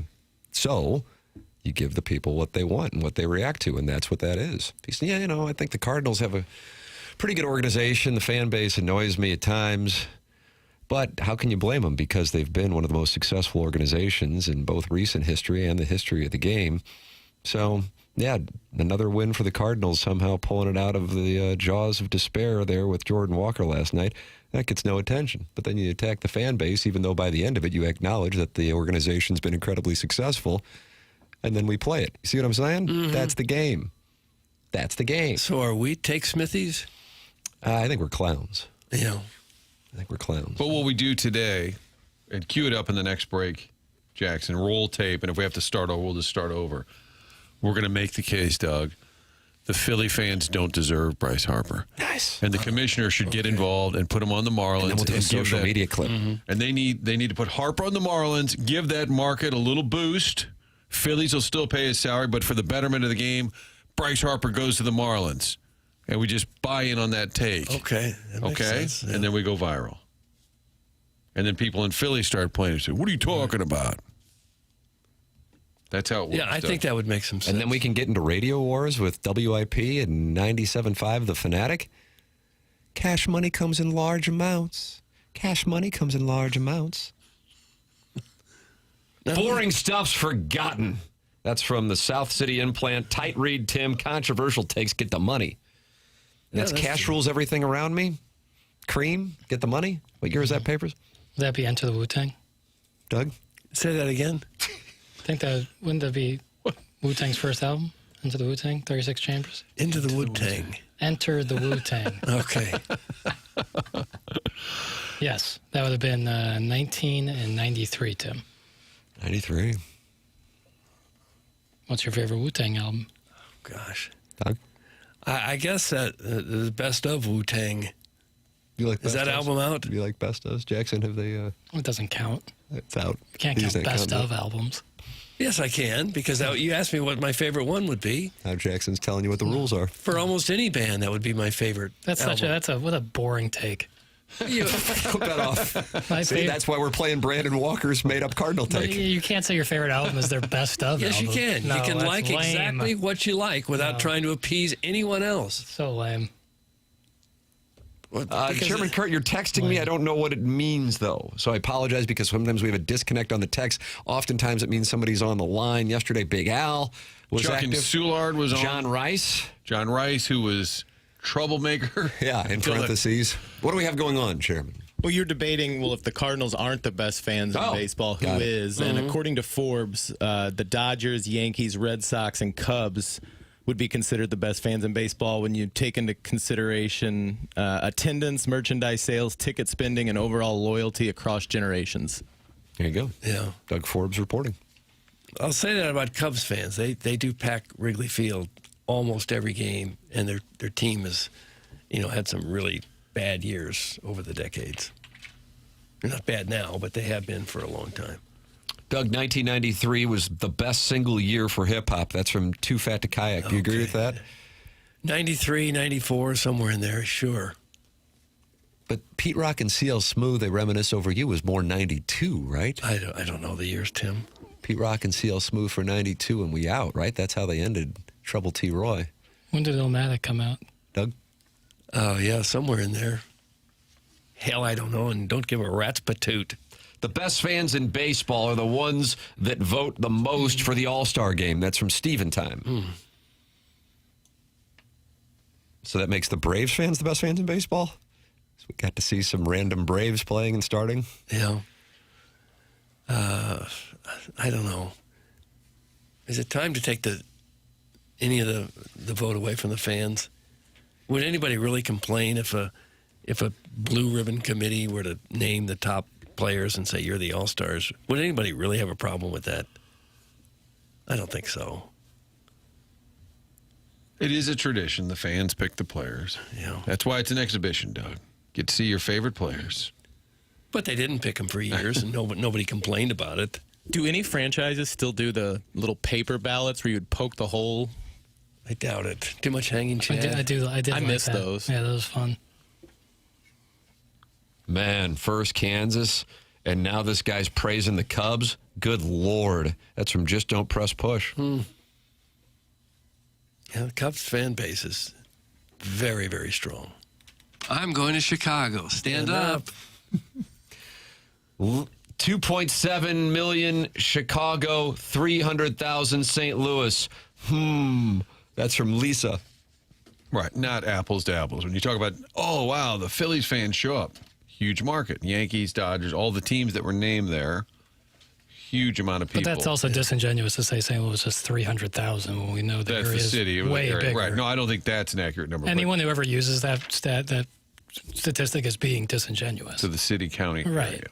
It takes 1 second of research to find out the actual size of the Wow, area. Jackson going after Lisa. Wow, I know. Lisa, you say Lisa's a gem. I love Lisa. I love her, but she knows Mike better. That's not the same. That's not even. You think St. Louis has 300,000 people? What are we talking about? And 2.7 isn't accurate for Chicagoland either. Right. Chicago's much bigger than that. Yeah.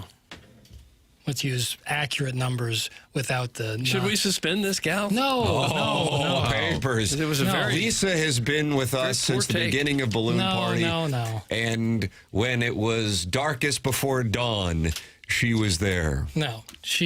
I love Lisa. She is just underscoring a point that always frustrates me when people talk about St. Louis or compare St. Louis. They're like, well, St. Louis only has this amount of people. It's like, come on. Well, maybe she learned from us to do something performative, and you just make that case. If that's the case, then I apologize. But who are the worst fans in baseball? Marlins. Yeah, you're probably right. Yeah, I've been to a Marlins game, and I've been to minor league baseball games that had better atmospheres than the Marlins game. Tampa's not good either because their team has been pretty good, and people still don't really get excited. Right, but they also it's tough to be excited in that weak ass little ballpark they have. We got excited about Rams football here. Yeah. bad stadium too. Most for sure. cities, if your teams are real good, they'll still get excited whether your stadium's good or not. Do you think, Doug, in Tampa, it's because most people are not from there initially? Probably. That's a lot of that. Tim, I really think that mostly sports show is the younger national version of TMA. That's from Big Fudge. Jackson? Mostly Sports is the Mark Titus, Brandon Walker show. I've never listened to it in its entirety, but I like Brandon Walker's college football stuff, and I've read Mark Titus a lot in my life, and I think he's really good. So, that little clip notwithstanding. Didn't our guy Brandon Walker, he was mad at Mizzou because he was backing them, but then I tried for the Alabama game last year? Was that what it was? Yeah, I can't remember what it was, but I remember trying to get him on the show, and he said, respectfully decline F Mizzou. Oh, really? That was the response? Yeah, quickly, too. How often does that happen when the answer is no, but also I think F Mizzou? I think the fans got after him. It wasn't. Do you recall what that was? Chairman, I'm going to request. I think they turned on him, and he was like, "Dude, I've always backed your team. I picked your team." Right. And then he's like, "All right, F you." So his response often is F you. Yes. He's even spitting hot takes when he's not on the air. Yeah. I kind of appreciated his direct line. He was like, no, I won't come on because I don't want to talk about Mizzou. F Mizzou. So, all right, fair enough. But then that's when you as a producer say, well, the guys could ask you about Georgia and stuff. Well, I led up to it. I was like, hey, there's probably every fan base has a bunch of goobers who are going to reply to you on Twitter like, we appreciate what you do. Come on the program. And he said, no, thank you. F Mizzou. And then F Mizzou. Text in, call in, email in, talk it over in the TMA STL YouTube chats. How you can always go back and watch the program anytime as well, and it can serve as your podcast should you want to replay segments that you missed. It is all right there for you on the TMA STL YouTube channel. Martin, would you like to tell the people about Michael's Baths? Michael's Bath does a great job converting your bathroom into something modern, and I can tell you that because we did it at our house. Heard about Michael's Baths, had them come out, they drew up a plan and said, here's what you can do. And a lot of times you have an idea, but they can tell you what works, what doesn't work, and you end up with something spectacular. That's what we were able to do. And the folks that come out, we sat down, did the plan, and the guy's like, hey, listen, I'm a former installer. I know how this goes over here, that goes over there. It's not a salesperson. It's a former installer. There's a big difference there. So whether you're doing a tub-to-shower conversion or you're doing a full renovation, we had the kids' bathroom. It needed to be redone. It's unbelievable. The start to finish, the before, the after. It really does feel like the whole home had a conversion going on. It makes everything feel different in your home. And when you're working with Michael's Baths, it's a St. Louis-based company. Michael himself started this 30 years ago. Family-run business. His daughter answers the phone. So if you've been thinking about it for a while and you're afraid of the price, reasonable prices. That's what Michael's Baths promises you in addition to a great finished product. All the reviews are 5-star, A+ rating with the BBB. All of the workers in our home, they all work directly for Michael. No subcontracting going on. Whole experience was great. Finished product, unbelievable. Michael's Baths is the website. And the phone number to call, 636-775-0800. If you're thinking about it, hey, we wouldn't mind just redoing the tub. Take it out of there. Put a walk-in shower in. Or redo the whole bath. Call and find out what they can do for you. 636-775-0800. And if you're in the 101 ESPN listening area, they will come to you. It's michaelsbaths.com. Stevie Y's out at the Red Wings. How about you cover some sports? Doug, that's from Starvin' Marvin. Okay. And it is an unbelievable development as, do you say Helene or Helene St. James of the Detroit Free Press is reporting Steve Yzerman is out as the Red Wings GM. He has stepped down from his role as GM and is taking on an advisory role with the team. The move comes 3 months after the Red Wings missed the playoffs for a 10th straight year, 7th under Yzerman since he was named GM in April of 2019. This sentence is intriguing to me. It is a stunning but yet not entirely surprising development. I'm going to restate that. It is a stunning, but yet not entirely surprising development. Okay, I guess it could be both, maybe. I don't know how, but in his world, it could be. Stunning, yet not surprising. A big move, but still a surprise. But, I mean, it's described as stunning, which is like higher on the scale of surprise. Yeah. I mean, am I off? Well, either way, he's out. For younger hockey fans, it's hard to imagine that the Red Wings used to just be dominant. Martin, May of 1996. Sweet mother of mercy. This fella, Stevie Y. You boys at Joe Louis Arena? I was in Madison. Oh, you're still there? Yeah. Doug, you weren't there? I was there, Tom. You were? Yeah. You were at that game? Not that game, but I was there for other playoff games. Yeah. Other playoff games. Yeah, a real crap building. Oh, but terrible. But it had great respect. You bring octopi to the game, Doug. That's what you do in Detroit. Right. They still do that? Have you been in the new building? I haven't been in the new building. I have not. No. I hear it's a bee's knees. Oh, that's Dotem. Dotem's up there. I see John Davidson is back, too, now with the Buffalo Sabres. Oh. He was a great guy. Really nice guy. Always had that shirt kind of unbuttoned, pretty far down. Yeah. It's pronounced Aline. That's from Mike's Hard Members Only. Okay, stop it. Hey, Tim, Charlie Hall. That's from Steven time. No, where did that come from? I don't know. Guess that means he wants a preview of the Open. Anthony Stalter, Riz, and I will have Spread Zone coming up following today's program. And I will give you a play that I love for this weekend's Open. It's not the British Open. It is, too, the British Open. It's the Open. And my goodness, the conditions just glorious in what we call the Northwest. Okay. My favorite hole in the property. It was the British Open for 100 years or more, and now we can't say British? I don't care for that. I'm working with executives to have this just changed to the after. Yeah, I wouldn't like that either. You want to talk about golf? Yes. There's Alpina. Was he mad that people wanted to talk golf? Pot him up! I think he was just ready for it. Pot him up is the reverse of pot him down. Okay. Got it. Brian Henshin, who is in the print industry, says, not unexpected because he should have been canned, but stunning because it was a legacy hire, and those are tricky to handle. Hey, speaking of tricky, it's proving trickier than expected to find Caitlin Clark's people for an autograph when I haven't really tried. Thanks, and free perk. We stand with Mr. Martin against the axis of Strode. That's Brian Henshin, Colts reporter. That's an awful lot of journalism. Was it autograph? That was his pronunciation? Yeah, that's correct. The axis of Strode. Yeah, how about that? Send me stuff.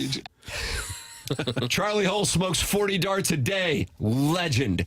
That's from the Semo Indians. She doesn't smoke that much. She did. I saw a recent interview with her, but I don't think she does anymore. She no longer smokes. Right. How many cigarettes in a pack? About 20?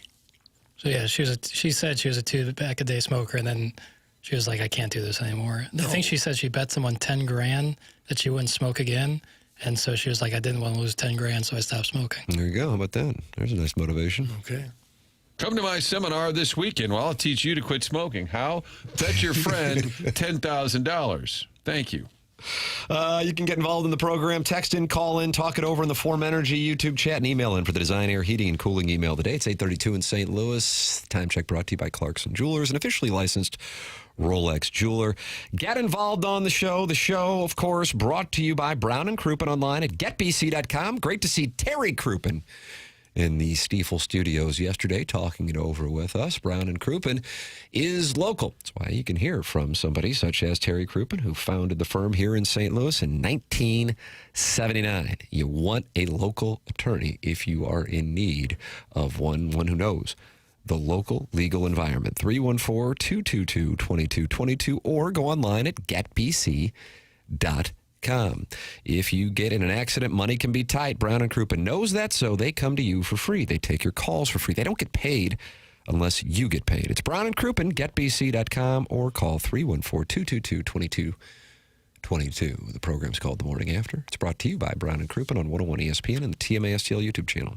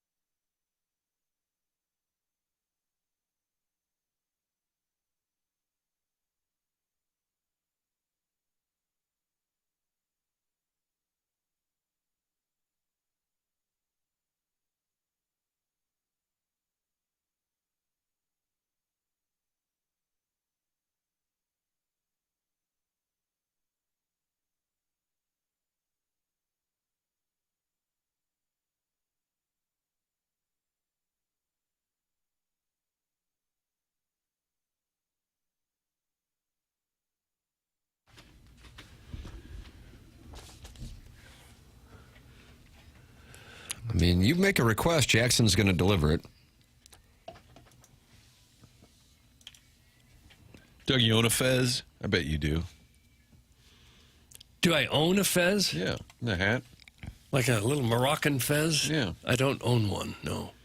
If I was a bellhop, I probably would. Feels like Wes Anderson has one in every movie. Mm-hmm. There's always someone wearing a fez. Certainly in Grand Budapest Hotel. Your thoughts on Grand Budapest Hotel? You can call in 314-974-0101, Collier and Thompson phone lines. Also text in 314-399-9646. Air Comfort Service text inbox, and then you've got that YouTube chat where friends gather and watch the show. It's the TMASTL YouTube channel. Subscribe to it. And we're on from 7 to noon with TMA, and then after the morning after from 11 to 12. And you can always go back and podcast via the Schaefer Door Company podcast. Jordan Walker, Doug, the belle of the ball yesterday as he walked the red carpet, and he won even more fans with his comments to Chris Rose. And who else was on the red carpet with Chris Rose here, Papers? I don't know the other guy, to be honest with you. Probably some NHL guy. They didn't say their names anymore. Is the name of the show Chris Rose and the other guy? I don't know who the hell it was. I feel bad for the other guy. We don't even know who he is. Here's the audio. Okay. Did you sleep at all? I slept pretty good. It was really late, but yeah, I slept pretty good last night. I'll tell you, after all the booing they gave you, I would have walked around town and gone into every bar with the trophy and said, anybody see the Derby tonight? Yeah, Did you think about it? But no hate to them, man. I know they're just supporting their guys, but it was a whole lot of fun, and I'm glad I could pull it out for that. I got to ask you about the magenta balls. How difficult were they to see? Because I feel like everyone that tried to swing on fouled it off. Yeah, no, it was real tough. I could tell in my first round, I was like, I don't know about it. But yeah, I could tell everybody was having trouble picking up the ball. Hey, you're a bright kid. Dad went to MIT, Mom went to Harvard. So do they consider this your PhD for whatever you wanted to do for your profession? I'm sure they'll still want me to get one at some point. But hey, they enjoyed it yesterday, and I'm enjoying it right now. Okay, he's not going to need a PhD. Well, who was the other guy? I heard him talk. Why do you hate the other guy? Figure it out yourself. I feel bad for the other guy. Is this yellow journalism Yeah. taking place? Yeah, kind of. Annoying journalism. Yeah, he's getting a lot of love nationally, not just for what he accomplished on Monday night, but also for the manner with which he handled it. Also, I think many people have fallen in love with his family, whether it be his dad or his grandma, who told the story of trying to find spikes for him because he wanted to play when they didn't make spikes that size, which was something I dealt with when I was playing at St. Louis U High. What size did you need? Mickey Carroll gave me his little slippers. Oh, and you put spikes on the bottom of those? That's correct. That's nice of him. He always carried around a little set of slippers. He did. I think he gave them to me 2 or 3 different times. Why was that audio played? That's from Mr. Jack. Why not? How the hell not? It's Jordan Walker on the red carpet. The All-Star game. I mean, this local guy has become a superstar in a 48-hour time frame. I like the fact that he's always seems to be nice and friendly and he's not too cool for school, and he doesn't try to, act like he's a big deal or anything. Just a kind of a normal guy having a great time. That's what I like. Even when times were tough, he would talk about it. Mm-hmm. He keeps to himself. Although, I think he's an outgoing teammate, but not as a media guy. He's not looking to make any headlines, but he's always cordial, and I'm happy for him. I mean, that's kind of tough, that first-round pressure, and I'm sure a year ago he's wondering, well, I think it's going to work. I think I'm going to make it, but probably a lot of doubts. He's made it now in a very big way. I mean, it's incredible. He gets invited to the All-Star game. We all knew that for about the past month and a half. He's going to make the All-Star team one way or the other. But again, just like the season's been unexpected, none of us on Monday morning thought, he's about to become a huge brand around baseball. I didn't think that at 8 o'clock on Monday night. Right. Hey, he's going to take part. Good for him. People are watching. Oh, who's this guy? Oh, he's on the Cardinals. Okay. And then the way it plays out, he is, what do you call him, the belle of the ball. Belle of the ball. He really is.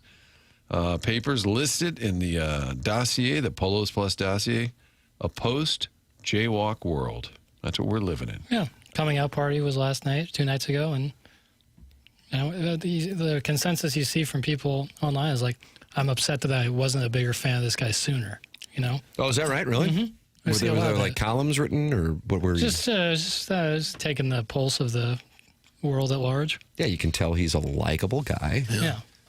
Likable family, has humility, dealt with a lot of adversity, and comes off as a really good guy. There is no dig me quality to No. it, which the skipper used to get mad if you were a dig me guy. Johnny Load. Who was the biggest dig me guy? Well, I think John Rodriguez got sideways for calling himself J-Rod. But yet really wasn't like that. No, very pleasant guy. Really, a really good guy, John Rodriguez was. But I just think that was kind of the thing. And he came up and he had written J-Rod on his spikes. and he did that in a clubhouse littered with Hall of Famers. So a rookie comes up with, who was in there? You had Walker, Pools, Edmonds, Rowland. God, I feel like I'm leaving somebody out. Carpenter? Yeah, that was the year he won Cy Young. Molina, that was his first year, 05. Yeah. Pools, geez. And then a rookie comes up. But it's kind of like yesterday I was talking with the great Brendan Glock, a salesperson here, who he is working with me on our TMA social media clips, and a really good guy, TMA guy, God bless him. And he was, I don't know why we're talking about all this nonsense. Oh, because he's friends with the Matheny's, and we were talking about the famous Sassy Cassie moment. Oh, gosh. Not that sound effect again. You know what it does to me. What does it do to you? It puts you in a good headspace is what I think happens. We mentioned her being on the show, and then Buck Swope sent me a picture of her on the show. She really is. Package of dynamite named Sassy Cassie. Really is. How did you get her to show up at an event? Well, I What think was at this point, if you're a national star and we say, hey, we're going to be doing a little program in St. Louis, would you like to stop by? You make sure you. What if she had texted back, F Mizzou? So I'm not doing the show. Ring-winging package of dynamite named Sassy Cassie. Is that Brian Hoffman on the read there? It does sound like Hoffman's like doing Hoffman. voiceover work to get for out the of Stag business. Bars. It does sound like Hoffman. But Is that sound effect supposed to say that she's short? It conveys that here comes a gust of wind and there she goes. That's all it's saying. It makes all the sense in the world to me. She's airborne, much like the she was a older stripper, gentleman right? with the buffalo. Yeah, I think it was like going up and down. Oh, she's being tossed around. Not tossed around. So Brendan was asking me, he goes, hey, I think one of his buddy, I don't know, somebody who played baseball in the major leagues, and the first time he hit home run, fell back on the field, and Harrison Bader threw it up in the stands. He goes, what's Bader like? I go, you know what, Bader was, I don't know what your guys' experience was with him. He was great. Great guy. Fantastic. Great guy. But similar to John Rodriguez coming up and not kind of knowing the unwritten rules, this is what I think hockey does a good job, because you're with people playing the game at a high level when you're in your formative years. Maybe baseball doesn't have it. And Bader comes from absurd money. Absurd money. I mean, we're not talking about like, oh, he's a millionaire. No. We're talking absurd money. And so when he rolled up to spring training, he would stay at the Koch brothers' place in Palm Beach, and because his family's friends with the Koch brothers, and would drive, I don't know if it was a Bentley or a Rolls Royce, into the parking lot, and he's like a double-A ball player, and the major league players go, who in the hell is the, because they don't know all these guys, who in the hell is the double-A guy parking his light blue Bentley, next to our cars? And so then it became, oh, this kid's arrogant, but in reality, that was just his world. He didn't know any better. And I think that's the same case with John Rodriguez when he came up. He didn't know any better, but he was a really good guy. Yeah, I think John Rodriguez got a bad break on that. People use nicknames to write on their stuff all the time. If you had written T-Mac on your little slipper spikes, no one would have got mad, right? I did, but I could only fit the T and the M on the spikes. Yeah. If I were at least a size 4, I could have fit the MAC. I mean, don't you have to kind of be a jerk to rail on somebody who just wrote J-Rod on his spikes. What about giving him the nickname Johnny Load? What about that? That was a good alternative. Doesn't even make any sense. No, makes no sense at all. Well, do you know Tony La Russa, his nickname from his friends is The Load? Really? Yes, because they say he's just a lot. He's like, yeah. So it might have been he knew his own nickname, and he was like, let me workshop this real quick. He said, oh, Johnny Load. It was like, what? What a peculiar fella. Johnny Load or the manager? Tony La Russa. He's a peculiar fella. Who called me on Easter Sunday a year ago, and I didn't answer because I thought, oh, my God, what is Why this is he calling about? you on Easter Sunday? It's a great question. And my wife, Kim, said, you're not going to answer that? I said, no. I said, I probably said something stupid on the show. I'm probably in trouble. That's my first thought. And then I look, and there's a text, and he said, left you a voicemail. I go, oh, great. So I'm like, that'll explain it. So I listen to the voicemail. It says, hey, it's Tony. Call me. I'm like, well, that doesn't really explain it. It's a bad voicemail. So what did he want? He said, do you got a minute? I said, sure, it's Easter Sunday. Sure. He was putting together the event that he did last summer. But I think it actually was wasn't it during the All-Star break last year where he had his event at Stiefel, and he wanted to he was just kind of workshopping what he had in mind. That's the load. He had a plan. I think I had John Rodriguez on my podcast within the last couple of years, still lives in the New York area, and he really was a pleasant guy. Yeah, nice really guy. Good guy. Yeah, he was fun. I think he just also was enjoying the moment. If you play baseball your whole life, you get to the big leagues, and it doesn't last long, but you're on the St. Louis Cardinals at their heyday with Edmonds and Pujols, Molina. Oh, my God. Would have been fun. Yeah, and then real quickly write your nickname on your shoes, and then that becomes what everyone talks about. We should get him on. He'd probably talk all about it. Yeah, he was really legitimately a good guy. I'm trying to think of a true dig me, like that came in. Like we've talked about Tino Martinez just not being happy to be here, but like a dig me. And Harrison Bader, I think what hurt him, Cardinals used him for all their social media. And I know the Plowhawk got sideways. I heard he didn't like that he was called the King. They showed him like wearing the jersey in the offseason. They said the King has arrived. I'm like, that was probably some 20-year-old intern that tweeted that out. Yeah. Ozuna was a little dig me. Just by wearing the sleeve? No, the way he celebrates homers is a lot. Carlos Martinez, would he have been a dig me guy? Yeah, his likes on Twitter certainly were. His likes on Twitter. Yes, historically, we haven't had a lot of dig. I know. I'm going through that right now, and I'm actually having a tough time with it. And I think for a while people thought, well, the Cardinals don't choose those kind of players. They keep it kind of vanilla. Dig me. Now, Ty Hill introduced himself by saying he was going to have the pick parade, but we kind of talked him into that, I believe, to be fair. We didn't help him out. He's another one. Well, Ty Hill. This is Ty quite Hill's the show. going to be on. Write that down. And John Rodriguez. Okay. What a duo that would be. There are people in their 30s. Who are these people? Yep, Jackson. That's from Carlos Martinez's Twitter favorites. That's actually a name in the Air Comfort Service text inbox. You can make your suggestions for the biggest dig me athlete in St. Louis, 314-399-9646, or in the TMASTL YouTube chat, which is online at youtube.com/TMASTL. Appliance Discounters sponsors Doug's suspension logule, which comes into play via the text or our Design Air Heating and Cooling email today. Just got a refrigerator from Appliance Discounters delivered a couple weeks ago. John Bradley and his team at Appliance Discounters online at theappliancediscounters.com. Appliance Discounters with an exclusive deal just for TMA listeners. Come in today and receive an instant 5% rebate off your next appliance purchase.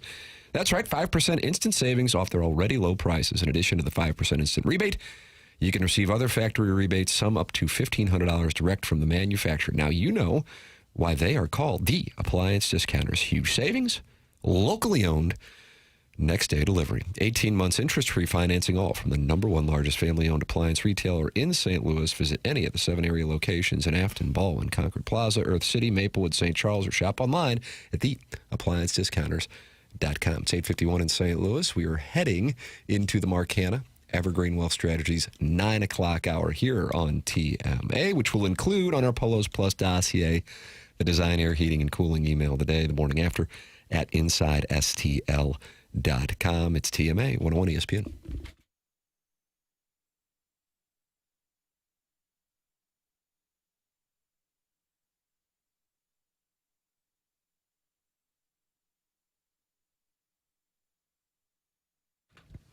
AutoLoanPro.com. Great website where you can pick out the vehicle, and it doesn't matter what your situation is, what the circumstances are. They'll get you that car, little to no money down, and the best rate possible. A lot of folks might say that, but Auto Loan Pro can do it because they work with over 50 different lenders. They're part of the Lita family, and make sure when you're online on the site, checking out all the cars available. Also, grab that free playbook they put together. It explains how the credit industry works, so you'll be educated on that. And then the next time around, get the car of your choice. So fix your credit. Get a new vehicle. You can do it all at AutoLoanPro.com. Financing a car can be tricky. The only thing you need to know is to choose the pro. AutoLoanPro.com. They'll get you back on track, get you the vehicle. Check it out online. Get that free playbook as well. Robert Thomas, friend of the show. Supposed to call him like 3 weeks ago. So he's still a friend of the show. He's on the site as well. Find out more. Get your car at AutoLoanPro.com.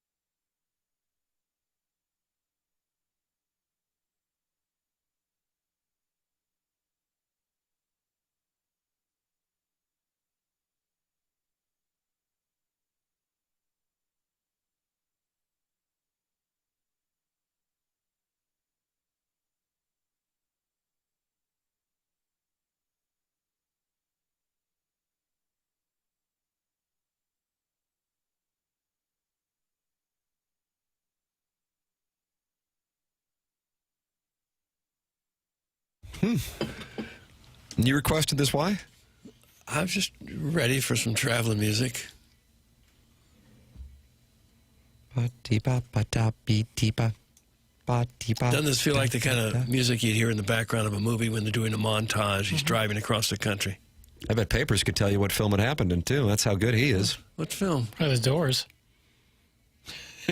That's a good guess. I would imagine. Hey, what movie was this one in? The Doors? TMA 101 ESPN shows also available to be viewed anytime you want, live or later in the day on the TMA STL YouTube channel, where Boots Gone Savage is talking to No Life Drew, who's talking to Scorsy and the TMA remote lamp. They're all in there, and it's great to have them in there.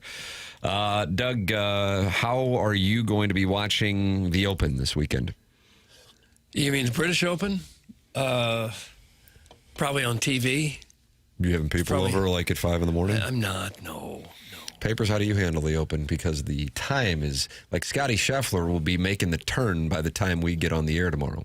I know. I love a Sunday at the Open where you just wake up early, have some coffee, and you get the leaders tee off at like 8 a.m. St. Louis time. It's pretty great. They're expecting great weather. Which sucks. Uh-oh. Seems like almost every year, at least one day is rainy and But that's what I want at the Open. At the Masters, I want beautiful. British Open or U.S.? The Open Championship. Oh, for heaven's sakes! Like the Masters, you want beautiful and sunny and no clouds, so you can see the greenery around. And at the Open, you want wet and windy. You want the hawk up? Yeah. That's what, otherwise... Guys in windbreakers, their hair flying everywhere. Otherwise, it's not as interesting. It's more fun when they're, like, having to battle that stuff. Okay. Doug, Royal Birkdale is where it will take place. You may remember Jordan Spieth in 2017. Oh, my goodness, that tee shot so far offline, and he has to negotiate the television towers and the patrons lining the fairways. And, of course, the thick, thick tufts of grass in his way. Oh, and what a beautiful shot to find himself on the green. And then he rolls in the putt and tells Michael Greller, his longtime caddy, go get that. Go get that. And then hours later, he would go and get himself the Calder.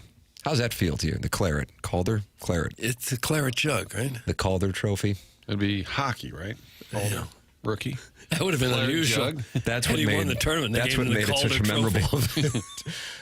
Rory McIlroy got dark. So did Scotty Scheffler yesterday. They were both talking about dying. I don't know how this happened. Oh no! At the pressers yesterday. Was it raining?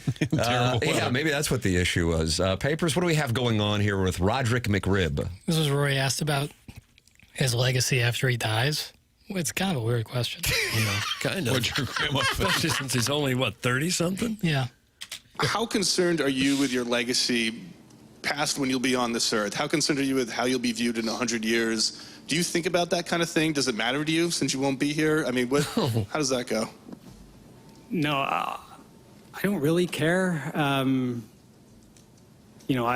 would like to think that the people that love and care about me think a certain way of me, but yeah, I'll be long gone. I'll be dead.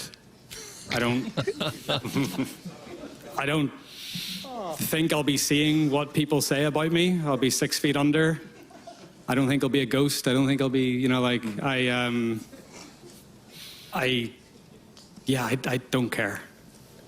100 years from now, no one will think about any of us. There's only a select few whose legacy lasts 100 years or more. You got to be a Babe Ruth, Michael Jordan type, I think. Tim McKernan. Yeah, I don't know. My dad tells me this show's pretty popular. No, McElroy won't be one that they'll be talking about in 100. Maybe Tiger, but not McElroy. Talk about baseball. We don't care about golf, morons. It's from the 573. Well, the Cardinals are back at it this weekend. Now, why'd you go with a different dialect there? I noticed. What? Well, no, they're playing in Arizona on Friday. Talk about baseball. Well, the All-Star game was last night. It was 4-0. Junior circuit got us again. They've won 11 of 13. Yeah, but Riley O'Brien scoreless inning. However, he did nick Junior Caminero on the hand. Apparently, he's okay. That's good baseball chatter there. Don't talk about golf or baseball. That's from Jackson Soy Boy. Stop telling us what to do. Hey, Jackie Bug. Yo. You sound rough, buddy. Summer sick sucks. Wifey makes great soup. Want to have her swing by? That's from Shrimply Pibbles. Not a soup guy, Really? generally speaking. What if wifey brings it? I mean, that helps, I guess. How about chicken noodle soup? You don't like that? It's okay. I like a bisque. Can I bring you something today? I'll stop by. No, thanks. Okay, good, because I wasn't going to. Talk about the home run derby some more. It's from I'm Not a Pretzel. And I think yesterday they were mad that we talked about it too much, but the lasting moment of this year's Midsummer Classic, Doug, will be for years and years, the Jordan Walker. Yeah. And that did so much for his whole brand. Brand, yeah. What would have happened had he not hit 6 in a row, but he hits 4 in a row? Would we still be talking about him like this future superstar and everybody loves him and he's... If he didn't win, you mean? Yeah, if he came up 1 home run short. Would not have been the same. To quote Kanye West, I guess we'll never know. Doug, think about that. We're quoting Kanye That West. who said it? And he's just performing but not talking in between sets now. He just shows up, plays huge venues, but doesn't. Probably for the best. You think that's the right move? If He said a lot. Stop talking in between albums would probably behoove him. I'll be in Arizona to watch the Cardinals. I'll be available to call and break down that series at 10. That's from Illini Lance. Oh, Doug, good. you wanna... Yeah, we'd like him to do that. Don't Move talk closer. golf. Don't talk baseball. Where does that leave us? We talked soccer earlier. We talked a little bisque. How about this? How about some local soccer? We play our rivals tomorrow, and the transfer window's open. That's from the 636. Sporting KC is in town. Back at it, Energizer Park, Doug, 7:30 Okay. Thursday night. Can you explain the transfer window to us? Well, players are available. You got to spend a little money. Players on every team? Well, international players are available. Okay. That's the extent of my knowledge right there. All right. But we're looking to add Let's on. go get Jude Bellingham. Yes. What would Jude that Bellingham cost? come home. Probably $100 million. Oh, a year? No, that would just be the transfer fee. Okay. And then you sign him after you have that. to Then pay you have to after pay. that. Then but he doesn't get that money. Madrid would get that money. I don't want to really get into this MLS discussion, but I do think a point was made that with this World Cup huge moment, not everyone, a lot of people are into it.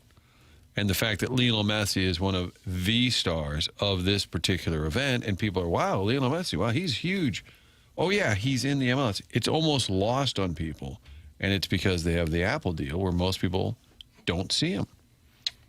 And they have this huge opportunity with Messi, and yet I think most just casual soccer fans, casual sports fans, don't even realize this guy is playing in a league in the U.S., and it's largely unnoticed, which is a problem for If that they league. would just play a game or two over the air on network TV, Yes. it would help. And put him on every week. Yeah. Put it out there. I think it's a big miss. Anyway, we'll take your calls. I was reading an interview with Don Garber, I guess it was a couple weeks ago, and he was talking about the Apple TV deal and the MLS season pass, which I was more than happy to get in their first season. I was all fired up about it. I personally liked it, and he said, with the benefit of hindsight, he says, in light of what we know today, we would do the same deal other than the subscription part of it. He is of the opinion that is the way that television will be delivering sports at some point in the near future, but acknowledges they were ahead of the curve, but not necessarily in a good way for the growth of their game, speaking to what you were just presenting, Martin. Because I think people that first year, for City at least, oh, wow, it's on Apple? I've got Apple. No. You go to Apple, and then you buy the package on top, and then people are like, all right, forget it. Yeah. In the first 3 years of the Apple deal, MLS struggled to meaningfully grow its season pass subscription base, even with global icon Lionel Messi entering the league. The little viewership data that did trickle out about the league was almost all concerning. And while year 3 did bring on some incremental improvements, adding standalone windows to the schedule and striking distribution deals to integrate MLS matches into channel guides, Apple and MLS knew it wasn't enough to achieve the growth both thought were possible. And during a recent interview hosted by the Sports Business Journal, Commissioner Garber acknowledged the shortcomings of the original Apple deal, though he reiterated that he's happy with the partnership overall. Quote, in light of what we know today, we would do the same deal other than the subscription. But other than the subscription is a pretty severe downplay by the commissioner. The subscription was the whole model for the original deal, after all, and it failed. But it's important to give credit for pivoting away from season pass once it became clear it would not be sustainable. So they got away from it, and it did not present growth. But if the average American has no idea that Lionel Messi plays in the U.S. Right. And while you might have Netflix and HBO and Paramount and Peacock at some point, a lot of people just say, I'm not going to do any more of these subscription things. I'm just not. And that's probably what's happened with Apple. Talk about the Iserman firing. It's from a 314. What is this, karaoke? Talk about what the hell we're talking about. Taking requests? Yeah. What is this, karaoke? That should be in the dossier one day. Yeah. Subheading. It's whatever. You got fired. The only way kickball takes off like they want, we need a team in the Premier Champions League, which won't happen. MLS sucks. That's from In DeBoer, we trust. An American team in the English Premier League, how would that work? Well, I don't know. The league would have to make it happen. The league would have to elevate itself to the level of one of the 6 major European leagues. Toledo FC represents all of us, and we get them in the league. They play against like Burnley. Like how the hell is that going to work? Sometimes you hear about the NFL possibly expanding to London. That's never happened though. No, it hasn't. But they keep talking about it. But nobody ever talks about an American team getting in the English league. Right. Well, just if nothing else, for the logistical nightmare that would be. Well, they'd be stationed over there. Okay, but then it's not really an American. If you called it New York or something, it might help. Doug, as you would expect right now, Get Up is discussing Flo Balogun and his interview, and Mad Dog is not happy. He is right now. You can see the hand movement. Tribute to Stu Kleitenic. Flo Balogun yesterday was on the Today Show, as a matter of fact. Or was it CBS? Hell, I don't know. Either way, it was one of those morning shows. He said that his initial reaction when that suspension was overturned was, I was happy to be back on the team, but when I kind of started to reflect, I knew it was going to cause a lot of controversy, and I could almost see within my teammates a bit of nerves because it's something that's so unique. But the closer we got to the game, I tried to just focus as best I could, but it was difficult. A lot of outside noise, and that's hard to avoid. Balogun said his teammates provided him with a lot of reassurance. He then added, it wasn't something I could change. It was just a situation that was unfortunate, which gave me confidence. So with regard to the actual call of the red card, he said, I was in shock. It wasn't even a tackle. I was totally in shock. I think you could see my reaction, but I just had to accept the decision and just try to be there for my team. When something's not intentional, it should never be a red card. So it was just an unfortunate situation, and I think it put a lot more pressure on us than we needed. So that is his analysis a week after the U.S.'s really rough, and that's being polite, I think, performance against Belgium. It was an unfortunate situation. It was a horrendous call. I am glad they let him play in that last game. I don't know what they had to do with FIFA to make it happen. How, if they were threatened or paid off or what, but at least they made it right for the game. I can't think that the pressure of that is what caused the U.S. to play poorly. I don't think that... Like a distraction for sure, but I don't think that's why they looked awful. No, I don't either. The argument can be made that it shifted them from like the underdog status that they had going into it to then kind of being like the team that needed some outside assistance. But even then, it doesn't change the fact that they played terribly. And ultimately wouldn't have changed anything, I don't think. No. Once you start playing, you don't think about all that stuff. No. At least it's been my experience when I played in World Cup games. Right. Get involved in the program. Email in the morning after at InsideSTL.com. That is brought to you by Design Air. And Doug, you know something about Design Air, don't you? You know about Seth Goldcamp and his team. I do. I think we all know a little something because we've all used them. And once you find the best HVAC company in town, that's who you use. That would be, of course, Design Air Heating and Cooling. Long time company based here in St. Louis. Been around since 1904, believe it or not. That's, 122 years of serving the St. Louis area. And not just another HVAC company, the longest-running sponsor on TMA, and that loyalty says a lot. At the helm is Seth Goldcamp, fourth-generation, family-owned business at Design Air. They believe in honest work. You're not going to be sold something that you don't need. So whether you're dealing with the oppressive St. Louis heat or the bitter cold, they've got your back with dependable service and no-pressure solutions. Look into that maintenance plan where they'll come out and just make sure that you're ready to go before the really brutal weather hits. Visit DesignAirService.com. Schedule your service today. You'll be happy that you did. Design Air is comfort you can count on since 1904 and home of the handsome repairman. Don't forget about the dashing Steve or the bold and daring Adam. All of them, all the technicians will take great care of you as they've done with us. Design Air brings the heat. Program's called The Morning After. It airs on 101 ESPN and the TMA STL YouTube channel.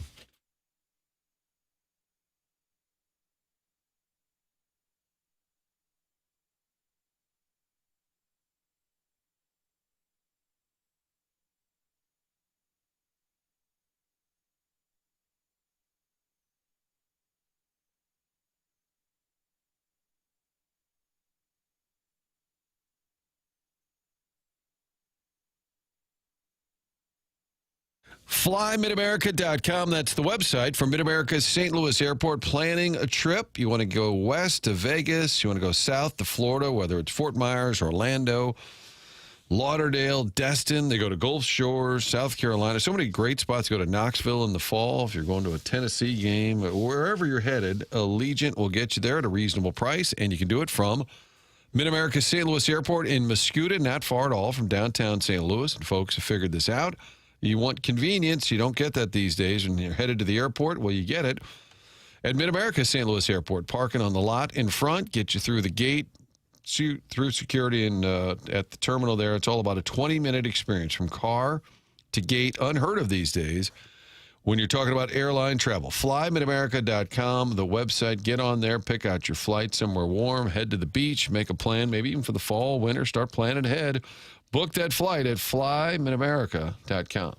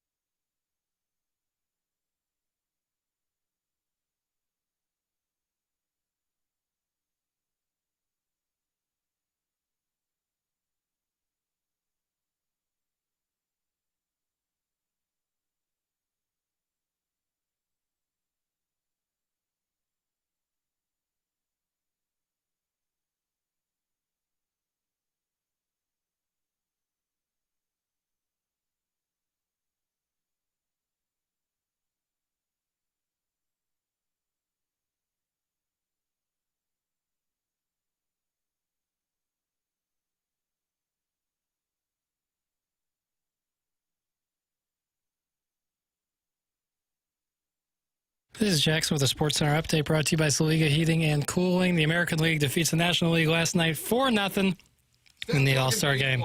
I'll stop talking. That was another Sports Center update brought to you by Saliga Heating and Cooling, a Daikin heating and air conditioning dealer.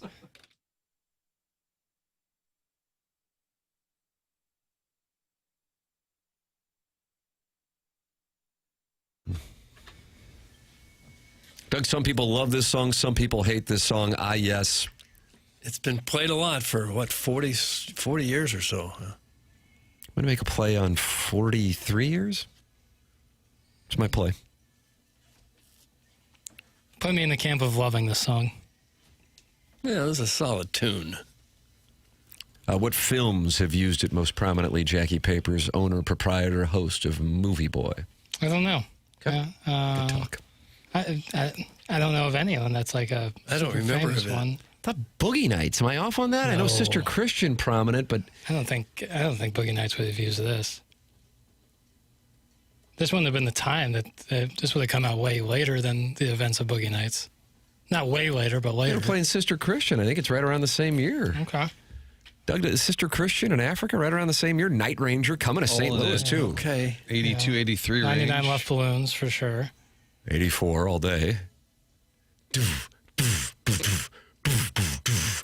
about that percussion right there? Did you catch that? Yeah, I heard it. Yeah, from you. Like Biz Marquee. Let's see. What's the theme today? Just No, stuff? whatever. Okay. Why does there have to be a theme? Because sometimes you have a theme. Sometimes, but it doesn't have That's to. why I asked, because sometimes you have a theme. All right. While Jackson looks that up, I'll tell people how to enjoy mentality. Remember the dad we all respected? He worked all day, coached the team at night, and still had something left in the tank at bedtime. If you're now the dad who's lost a step and feels like you're giving up, there's a reason. Low energy, low motivation, tired all the time, belly fat creeping up while muscle slips away, moody, irritable, foggy, unfocused, low libido that's straining things at home. Mentality can help. One quick blood test reveals your total and free testosterone. And that's often the root of all of it. Their physicians have helped 25,000 plus men get back to who they are meant to be. Be the dad who can keep up with the kids again, feel and perform like you did 5 or 10 years ago at work, in the gym, at home. Start today at lowtusa.com. That's lowtusa.com with mentality. Ladies and gentlemen, it's my pleasure to introduce you to Jackson Burkett. No. According to IMDb, Toto's Africa is not featured on the Boogie Nights soundtrack. Okay. Some great songs, but no. But the era was the same as So what was Sister Christian Africa? in 99. Left 82 Balloons. for Africa. Okay, all right, yeah. that would be- 83 for Sister Christian. Yeah, all right. Doug same. Night Ranger's coming to town. You never knew if it was the guitarist or the drummer singing really a Night Ranger. I, for whatever reason, thought Africa was later in the 80s than 82. My apologies. Night Ranger with El Monstero. I think I've heard it in one of the commercial breaks. Nope. Yeah, Night Ranger. But the better part of Boogie You like Nights. Sentimental Street? You guys like Sentimental Street? I mean, of course, you got Sister Christian. Don't tell me you love me. The better part of Boogie Nights is in the 70s. It takes a turn New Year's Eve party 1980. Little bit. How many times have you seen Boogie Nights? Probably 20. Wow. 20 times? Mm-hmm. Maybe not all the way through, but So you plenty devoted of scenes. 50 hours or more to watch that? Again, not all the way through, probably. Doug, Blues schedule news. The Blues open up the home portion of the 2026-2027 schedule October 8th against the San Jose Sharks. Ooh. Okay. That is exciting news. Easy. They're going to come for you. Well, they got to play somebody to start, right? Easy. So about 2.5 months. Opening night, October 8th. What day of the week, Tim? Is that a Saturday? Let's see yeah, I think it actually is. Oh, no. It's a day of a big Mizzou game or something? That's the only reason, but I think It's it's a a Thursday because Missouri Thursday. plays against A&M on the 10th, 11 o'clock start, of course. October 8th. If they're playing against home opener. Vanderbilt, it would be at 7 p.m. Macklin celebrating. All right. Okay. 5-0 loss, just like last season. Oh, it's a brother. big Steve. Boy, it just doesn't take. That's being a little negative. No one cares about the schedule, Doug? That's from the TMA Reddit Insider. Well, I mean, we do. How excited do you get about this? There's always going to be a schedule. It's not like they do the home opener like baseball teams do or anything. Well, Mr. Licks is calling in about the schedule announcement. He is on the Collier and Thompson phone lines, and it is our pleasure to welcome to what happened? What happened? Never mind. Nope, You cut him off. Nope, we're good. Okay. Doug, Mr. Licks is excited about the announcement, and he is on here to talk it over on 101 ESPN and the TMASTL YouTube channel. Good morning, Mr. Licks. Hey, is this work? Yes, we hear you. Sorry to interrupt the schedule talk. Well, what other kind of chatter would you like to hear? Well, just landed in Atlanta, and walking around here for the World Cup game. It's never been more glaringly obvious that St. Louis is in no way ready to host something like this. Oh, gosh, no. Anytime soon. No. Nor will we ever. No, I'm not selling tickets. Nor will we ever be ready to do something like this. Well, we got a long way to go. In a really bad mood. What? We'd have a long way to go if we're going to get there to be able to host a World Cup event. You're right about that. Thank you. Licks, do you look like a guy who would sell tickets? Do I look like a guy? Yeah, listen, are we bothering you right now? I'm wearing a Man U Rooney jersey, and I feel like it was a mistake. It's literally like all Argentina fans, and I'm just a tiny little twink. Here on the street. There are a lot of England fans? Well, I haven't seen him yet. I don't know if there's... What? Are you in Ireland? I don't even know. Why are people coming up and talking to you while you're on the phone? I'm walking through crowded World Cup fans. I'm not even a soccer guy. These people are crazy. Are you there for the game? Is that why? Did you go to see this event? No, I just came to hang outside the stadium, Martin. Okay. Well, you just Gosh, he's snippy, this guy. You just said I'm not really a soccer guy. Tim, it would seem odd. I'm not really a soccer guy, but here I am going to a World Cup semifinal. Well, if you get invited to England, Argentina, I feel like you got to say yes. Who invited you? Who invited you to go? Someone that I work with. Okay. Seem excited to be there. All right. Yes, and it's like a world-class city, and then St. Louis just makes St. Louis seem like just like a dump zone. Yeah, I know it hits you sometimes when you go to Atlanta and Denver and Nashville, towns that Seattle used to be about our size, and now they're still taking off, and we're trapped. New York, trapped in the past. Well, New York, Tampa. We were never in New York. Austin. Oh, yeah, there's a lot of them. Chicago. Well, we were never really a Chicago, at least not in the last.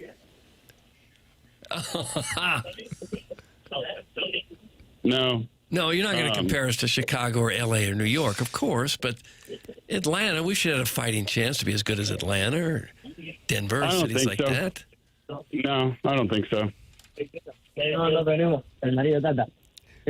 What is going on there? I keep seeing guys kiss. Oh. Snag that audio. Compra entrada. What does that mean, KG? I buy a ticket. No, nice. Well, this is Doug. This is on the ground reporting in Atlanta. This show is covering Argentina and England. Why don't you sell that ticket you got? If you're not a soccer guy, Doug, you could probably get thousands for that ticket. What'd you say, Licks? ¿Cómo se dice twink en español? Twink? Sí. How do you say twink in Spanish? Probably just skinny, right? Yeah, flaquito. Okay, thank you. So anyways, I mean, I guess that's all I got. I just man on the street action down here. Yeah, good to have this. Great reporting. Really solid reporting. Just walking to the airport? Could be part of the rewind today. I'm outside the stadium. Okay. Yeah, it's cool. They got little trinkets and stuff. They're selling all sorts of things. Are you with friends, family? What do you got going on, Licks? It's a colleague event. I'll be here with colleagues. Oh, some money. Ole Miss class of 2004 reunion. Oh! I can't even believe you right now, Jackson. Brother. Okay. Yeah, it's about to get loud. I think I'm walking into a music area. But, one thing I just wanted to say was that, a lot of people, when they wake up in the morning, they do affirmations. Seems like something Jackson definitely does. Okay. Where they just say, like, positive things about themselves and their life, make them feel good. I like to do what's called Timformations. I just think about all the different things that Tim is great at, and it puts me in a really good place. Stop it. Stop it. I think more people should do that. If Tim could grab a quick flight, could he have your ticket? I ride first class, baby. What was that? Thank you, Licks. Thank you, Tim. Bye. God, that Mr. guy. Licks That down guy. there amongst the Argentinian fans as he walks into Mercedes-Benz Stadium for the World Cup semifinal. He's on the ground with Doug. All we found out was colleagues. Yeah. He doesn't give up much. Talk about a dig me guy. Dig me, I'm going to the game. I don't even care about soccer, and I'm going to the game. Doug, Josh is on the line now. Josh is on the Callis Thompson phone lines. He's probably there, too. Bad boy Josh? Hold on a second. I'm getting. It's like I'm getting shook off here by papers. This is a no-fly And Chairman zone? Kirk can't believe I'm getting shook off. He's stunned over there. What's the problem? Is it a no-fly zone or There's nobody's nobody there? on the line. I put someone on the line. No! He's not there. Tim, was Josh the bad boy? Oh, yeah, Jay Walter was really down on him. I think Josh realized he couldn't follow Licks. That's fair. So that was the kind of deal there? That was a great call. Was it? I don't know how great it was. The twink was buying trinkets? Josh Bob Bill has just issued a statement in the Air Comfort Service text inbox. This is not Josh Bob Bill. So he wants it clear that the gentleman, longtime listener here of the program, Josh Bob Bill, of course, shares a building with Keisha Gray in Tampa. That was not the Josh on the Collier and Thompson phone lines who either bailed or Jackson cut off. We don't know. We were looking for. Chairman Kurt texted me, said, this guy's going to be a good one. No. Okay. My radar says he could be good. That's what I read. Okay. And I said, all right. Licks has already told us about his travels to Atlanta. It was a bilingual call. I thought, let's move to Josh. Licks seemed to be very distracted with us, and yet he called us. But we were about. Do you ever get people call you and then they're in the drive-thru? I'm like, oh God, you called me. James Carville. Warson Woods Wacko says Licks is in Atlanta because they need a bunch of temporary Richard Jewell, quote, security workers. I know because half my staff left for the day to work, and those guys are poor, debt-ridden people. That's from the Warson Woods Wacko talking about his staff. It's always your own guys. Staff is in Atlanta doing the Richard Jewell. Jewell, that poor fella. Was that a TV movie or was it an actual real movie. It was a real film. Clint Eastwood. I never saw that. He was wrongly accused of the bombing. Oh, Paul Walter brutal. Hauser, Kathy Bates is in it. He got Olivia dragged through the Wilde, John mud. Hamm. They Pretty good. They needed a guy to slap his picture on TV the next day. There he is. Pretty good. Doug, there were accusations that Mr. Licks was calling in from an urgent care in Cottleville, so he has sent in pictures from the streets of Atlanta with the fans, where he says, for the most part, it's Argentinian fans. I would think that there would be a large amount of, yeah, we do. I would think there's a lot of England fans. Papers, what do you think the breakdown will be there today, huh? More Argentina fans. All right. Because they came to win. They've showed up for the month. They're all here. Yep. And I think people who are just Americans love Messi so much that they wear Argentina jerseys and root for him. If you had a ticket and you didn't really care that much about the game, I bet you could get a fortune for it today. Wouldn't you think? There's got to be a lot of people that traveled and made the trip trying desperately to get their hands on a ticket. Probably. There's no way this guy thinks Atlanta's better than St. Louis. Has he been to Atlanta without the World Cup? Doug, that's from the 217. Doug, you like the Varsity. Oh, it's the most overrated burger place I've ever been in my life. It was like dog food. You doing elaborate? Pictures of all these celebrities all over the wall, presidents, you name it, the biggest celebrities you could think of had all been there. And I ate it, and it was like dog food. You're going to lose that sponsorship. It was horrible.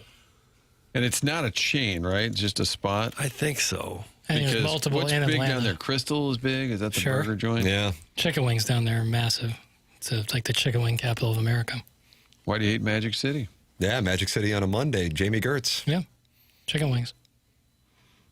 Yeah, there aren't White Castles in the South, right? It's all Crystal. Mostly or has that Crystal. changed? Have they infiltrated? There's a White Castle, I think, in the South too. Now there is? I think I don't know. Okay. I think Crystal's the more prominent, but they like Checkers and Rallies down there too, which is tasty if you ask me. Good fries. One of those Rams Saints games. Went out, had a few libations afterwards. This is pre-DoorDash, Postmates, Super Eats, all that. I don't even know who the hell delivered it, but I was all drunk in my room and had Crystal delivered to my room, and I was like 24. Gosh. I'm surprised I wasn't conducting manual to pay for it. Might have been. Yeah, maybe I blacked that out. Or at least you offered. Yeah, at the very least you offer. Who would have Well, I mean, I was raised right. Who would have delivered it? I don't know. Like a guy on Craigslist? Yeah. You yell out your window, anybody got any burgers? Yeah, right. If it's not How would you have room gotten service. this? Yeah. Varsity Atlanta started in 1928, Doug. I like their website. It lists head coach. George George C. Scott? I don't know. I like that. You ever see Hardcore with George C. Scott? Oof. University of Missouri Savona. Yeah. Hardcore. Not great. Not great. That dweeb did not fly out of Spirit. No flights to Peachtree or ATL that would have been completed. What a cockwobble he is. Oh. Doug, that's from the Veiled Prophet. Gosh. Guys, I am convinced that Mr. Licks is from Lime. That's from Jackson Mamdani. He could be. He very well could be. Their burger place down there is Whataburger. Their spicy catsup is next level. That's from Indebor We Trust. Well, the burger stinks. Wow! Yeah. It's no good. It's Burger King. That's what it tastes like. Is In-N-Out in Nashville now? I think so. Why did I feel like I saw, maybe when I was at the Cardinal game? I saw something like that. Where Okay, yeah. Now made the move, I think, maybe Nashville. So they went around us? Bastards. Thank you. Yeah. Oh, they went right through us. Yeah, they did. What does Kansas City have? Because Mahomes got something over there? Whataburger. They got Whataburger. Yeah. Mahomes, Texas. That's a Texas thing, right? Yeah, Whataburger is overrated. Big old W. Do we really need any more fast food burger joints here? Easy. Shake Shack's as good as Is there any. any shortage of Shake Shack is as good as any fast food burger. I need a tactic for my Shake Shack order, though, because sometimes I can tell I got the burger that's been sitting out for a mite bit. So I need a tactic. What's the tactic to make sure that I don't get like, Doug, I need a burger. special order? That's right. But then special order might turn off the guy making the burger. You see what I'm saying? Yeah. Well, it's only $25, so if it's not a good burger, then you can live with it. You know what I need to do? Because, Martin, I'll just drive by the Bellagio to go to the Shake Shack. I just need to stop at the Village. Yeah, come on. Yeah, and they have, what do they have, waffle fries and crinkle cuts at the Bellagio? Am I right? Mm-hmm. What a great selection. Yeah, get some wings. Papers, when are we going? Let's go Friday. Whenever you want. I You love feeling sitting better? there and have a couple bottles of beer at the Village. That puts me in a good headspace. What about Friday? Friday I can't do. Oh, there What do you got going on? Playing golf. Golf. Oh, really? Well, St. Louis, member guest? I haven't played golf in weeks. Not since Bell Reeve. That's since you Bell Reeve. elitist snob. You said, no, since Bell Reeve. Haven't been able to get out on the course. No, why is that funny? Because you come off like It was a an media elitist. day. Also sick as a dog. Yeah, but Doug. when we play that clip 4 years from now, I assure you that context will not be included. That's the show. Fine, I don't care. That's what we're doing now. We were talking about cheeseburgers 2 seconds ago. It's not like I'm above anybody. Somebody did point out earlier, Papers wants the kid who was shot to get back on the field, but he can't come in and push the buttons. I'm with Papers. Whataburger's awful. Even worse, it's like their fries tried In-N-Out's fries and said, hold my beer. Also, Tim, the okay for Shake Shack is to order a couple singles instead of a double. Some Carlos Spicy Wiener. Interesting. So they get double orders, so then the single order is like throwing them off. That's the move. Yeah, but then that's a bad meat to bun ratio. I agree. That's kind of what I'm thinking. The double is perfect. So I wouldn't risk that. I've never had it where I've had like a bad situation. No, I have. Only at like third-party Shake Shacks. Doug, third-party Shake Shacks. Well, like Enterprise Center. Oh. You know what I'm saying? Yeah. No, Like if you're getting it from like Yeah, no, I or get the it. airport, you know. There's still a Mike Shannon at the airport. Remember that? There was a Mike in Yeah. recent They got memory. Three Kings over there. Three Kings wings don't play. Yeah. Forget about it. Doug, did you forget about it already? No. It's kind of it's by the DMX Chapel there, so it's kind of off to the side. I like that. Yeah.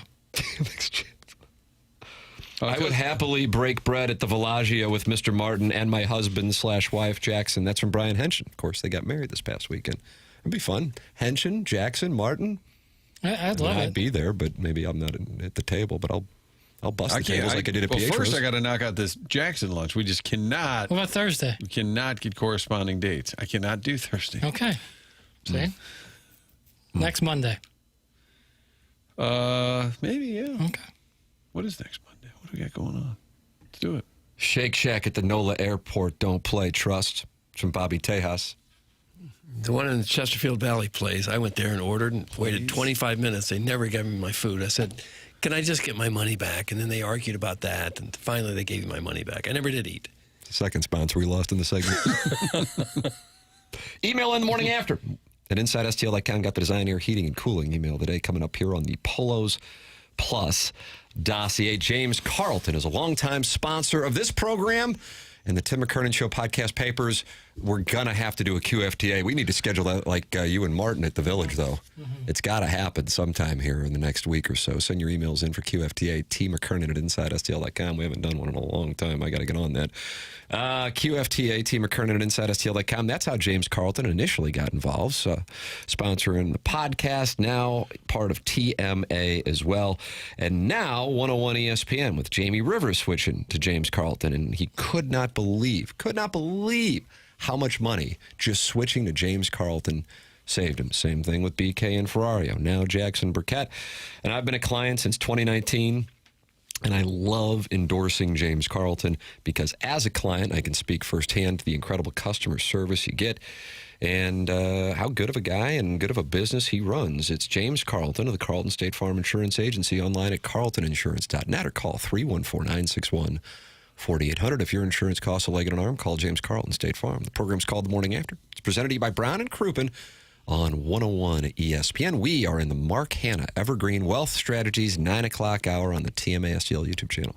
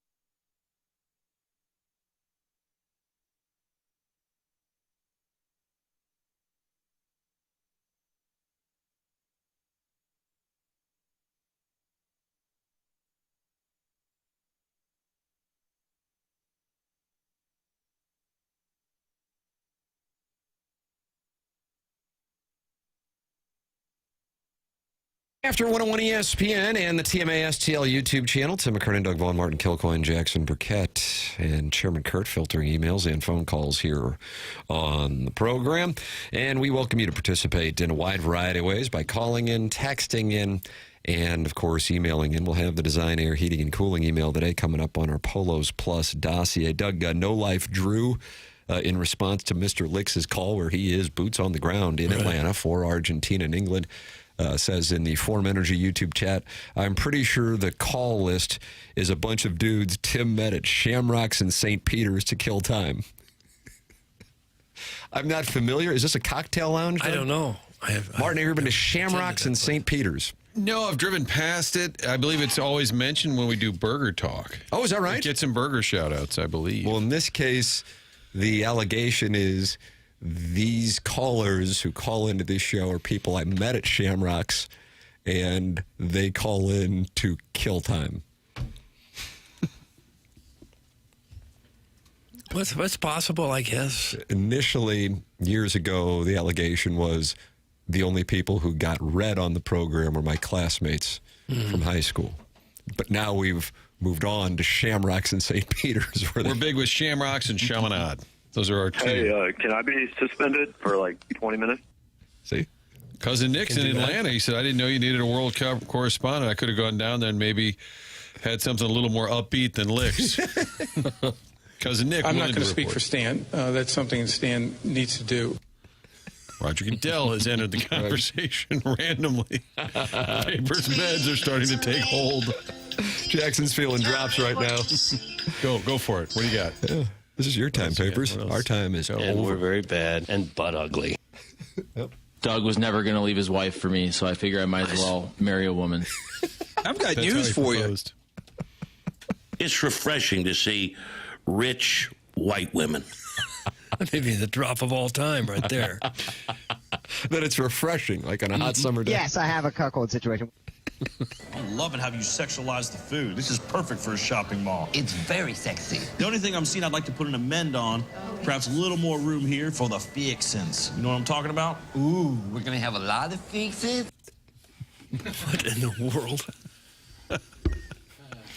Somehow Let's go to Village Papers, and I want you to ask the waitress. Yeah. Could you deliver that deadpan? Well, remember, Dan McBride says that he wants to put an amend on. That they're going to need more fixins.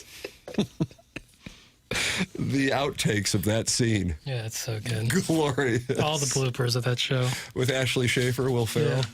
Yeah, Craig Robinson can't even keep it together when he's trying to do that. Guys, I don't know if it's been mentioned, but the Royce Clayton on All the Smoke podcast is pretty interesting. Doug, that's from Chairman Steve in Des Moines, and he, of course, counsels Major League Baseball players on how to set parameters before they get married at Sasha's. I believe we talked about Royce Clayton a couple days We back. played the audio. We played the clip. And Chairman Steve, I thought you were a P1. Never miss a segment. Yep. We touched on the Royce Clayton situation. No, played the audio. He might be counseling ball players. On What how about to handle. McGravy maybe calling in tomorrow? Talk a little All-Star break. Yeah. See what he's got going on. Is out today there. Wednesday? No, it's Thursday. It's Wednesday. They play on Friday. So he'll just be able to take a little hour flight over. That's nice. Would have been even more convenient if they were playing the Angels. He could have been flat out hanging out down there, you know? But he's doing Some French fries and gravy, sir. And having some French fries and gravy. Doug's thinking about having some French fries and I gravy. was trying to think if I've ever put gravy on fries, and I don't believe I have. Not like sausage gravy, like brown gravy. No, I've never had brown gravy on fries. You ever get a horseshoe boy? I have. Up there in Springfield? Yeah. It's a Calling me boy, Illinois or classic. is that the name of it? Horseshoe boy. And you need some poutine in your life. That's with the fries and the gravy and cheese curds. Really? Oh. Oof. Yeah, nap. Steve in Wildwood / Chairman Steve in Des Moines says, dude, I was in Toledo for a wedding. Sorry I don't waste my whole morning every morning. It's Chairman Steve in Des Moines. Oh, I thought he did. A Monday wedding? He was returning, I guess. Oh. Recovering. Poutine is amazing, Doug. It's from Brad and Boca. Okay. You got to try that. Well, don't tell me what to try. It doesn't seem like Doug Vaughn cuisine.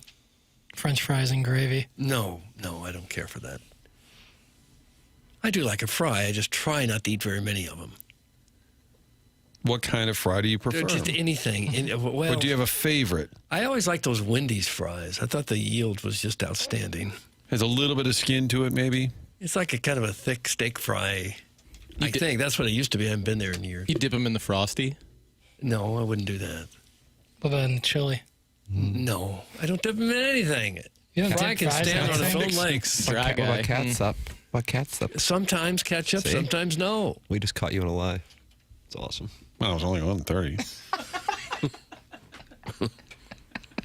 We're going to have the Design Air Heating and Cooling email today coming up here next on the program. It's TMA 101 ESPN.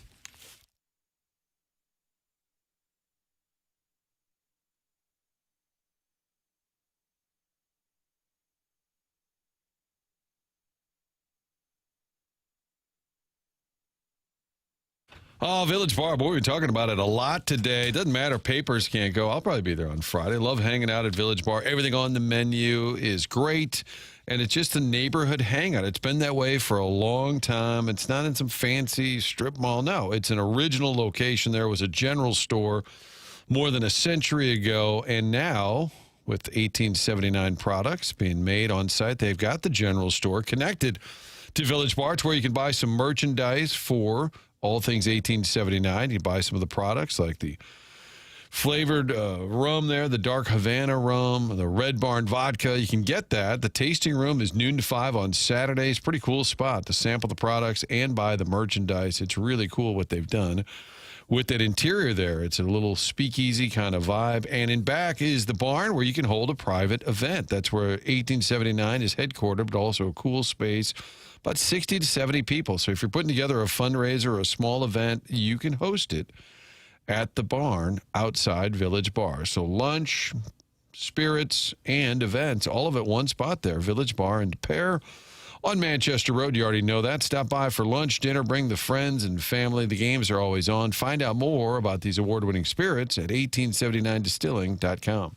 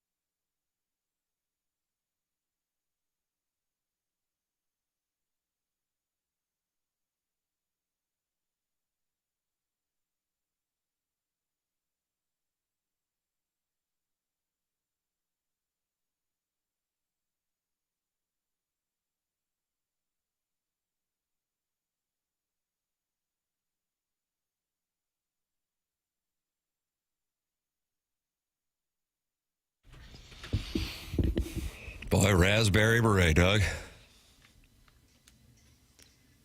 I would ask why we're hearing this, but I think Jackson's plan today has just been playing music he wants to play. Mm-hmm.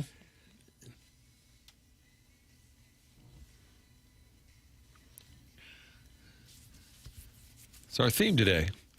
Stuff. Jackson, Doug McLaughlin was the longtime sports information director, St. Louis U. Just a delightful gentleman. And then he finished his career at SIU Edwardsville, loyal listener as well. He said, "Oh, is that right? He's a loyal listener? I didn't know. Sacrilege." He said, did you say Atlanta's the wing capital of the world? He said, sacrilege. Buffalo is the wing capital of the world. I challenge Jackson to go to Buffalo and attempt the 10-stop wing trail. How So about there that, you've Jackson? been challenged by Dougie Mack. Okay. Who's a big ball knower, too. You guys could probably have fun talking hoops. Buffalo. I stand with Doug McLaughlin. You going to do it, Papers? I'd love to. Go to a Sabres game? No, thanks. Because the Tage Thompson thing just still hurts? Yeah. Wouldn't mind going to a Bills My game. favorite logo in all of sports, though, is the Buffalo Sabres. Is that right? Mm-hmm. Wow. It's the only logo where it's two things show the city and the team name. Boom. It's sweet. It's perfect. All right. So everything's good now. Yeah. Doug, raspberry beret is about nonconformity. Okay. And then Powerful Warren message. Zevon, did it too, but it was kind of cheeky. Oh, is that right? Really? He did a cover of Raspberry Beret. I don't know why. Werewolves in London? Well, that's a song that he sang, but he also. Are you saying that I know what you're talking about with Warren Zevon, you mean? Well, yeah, just. Why say werewolves? What do you mean? He sings that song. Oh, that's correct. Okay. Tim, you could just randomly shout out. Songs. I don't mind that. Yeah. It's a good song. We have Lawyers, a wonderful guns, and money. Design Air Heating and Cooling email of the day selection for you here on TMA, and it's time for the Design Air Heating and Cooling email of the day. Oh, is it really? Yep. Okay. Morning, gentlemen. Sometimes I think I'm cool and hip, but then my boomer starts showing, and I get grumpy.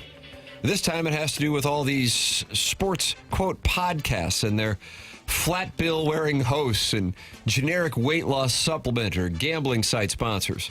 I don't know why we encourage every D-bag who, quote, could have gone D1, but high school stats barely breached JV to start giving their opinion on things no one cares about.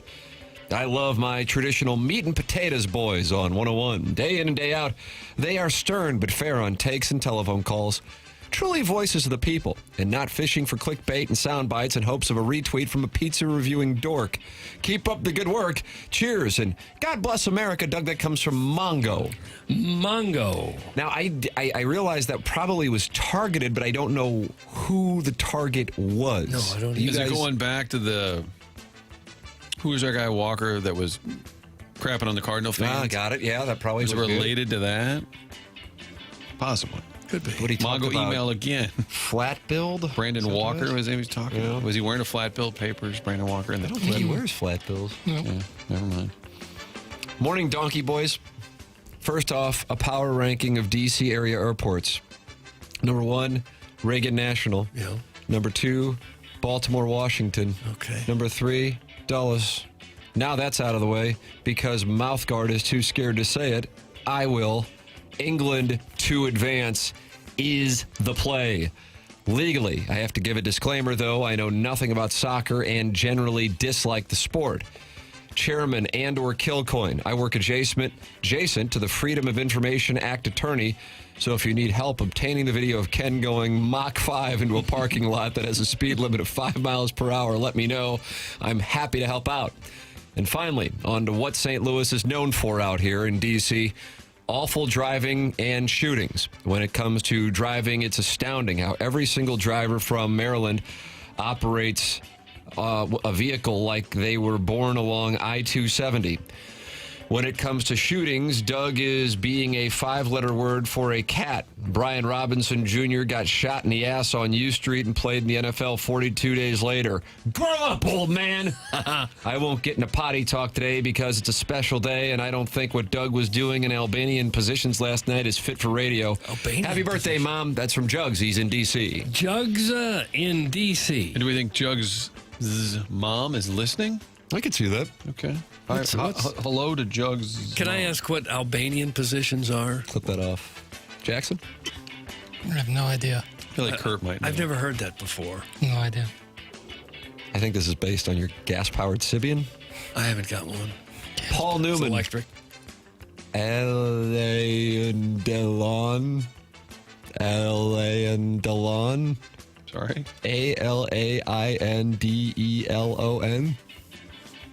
Le Dandelion? No. He's a French actor and film producer. Paul Newman, Alain Delon, James Dean, Brad Pitt. But enough about the actors who wish they were as handsome as Tim, because I too have had a run-in at the Hubbard parking lot. A sexual run-in, that is. Up came driving a LeBaron convertible with a khakied Mr. Magoo looking driver. After he played Ricochet Racer with 7 cars and almost sideswiped me, he parked and jumped in my passenger seat.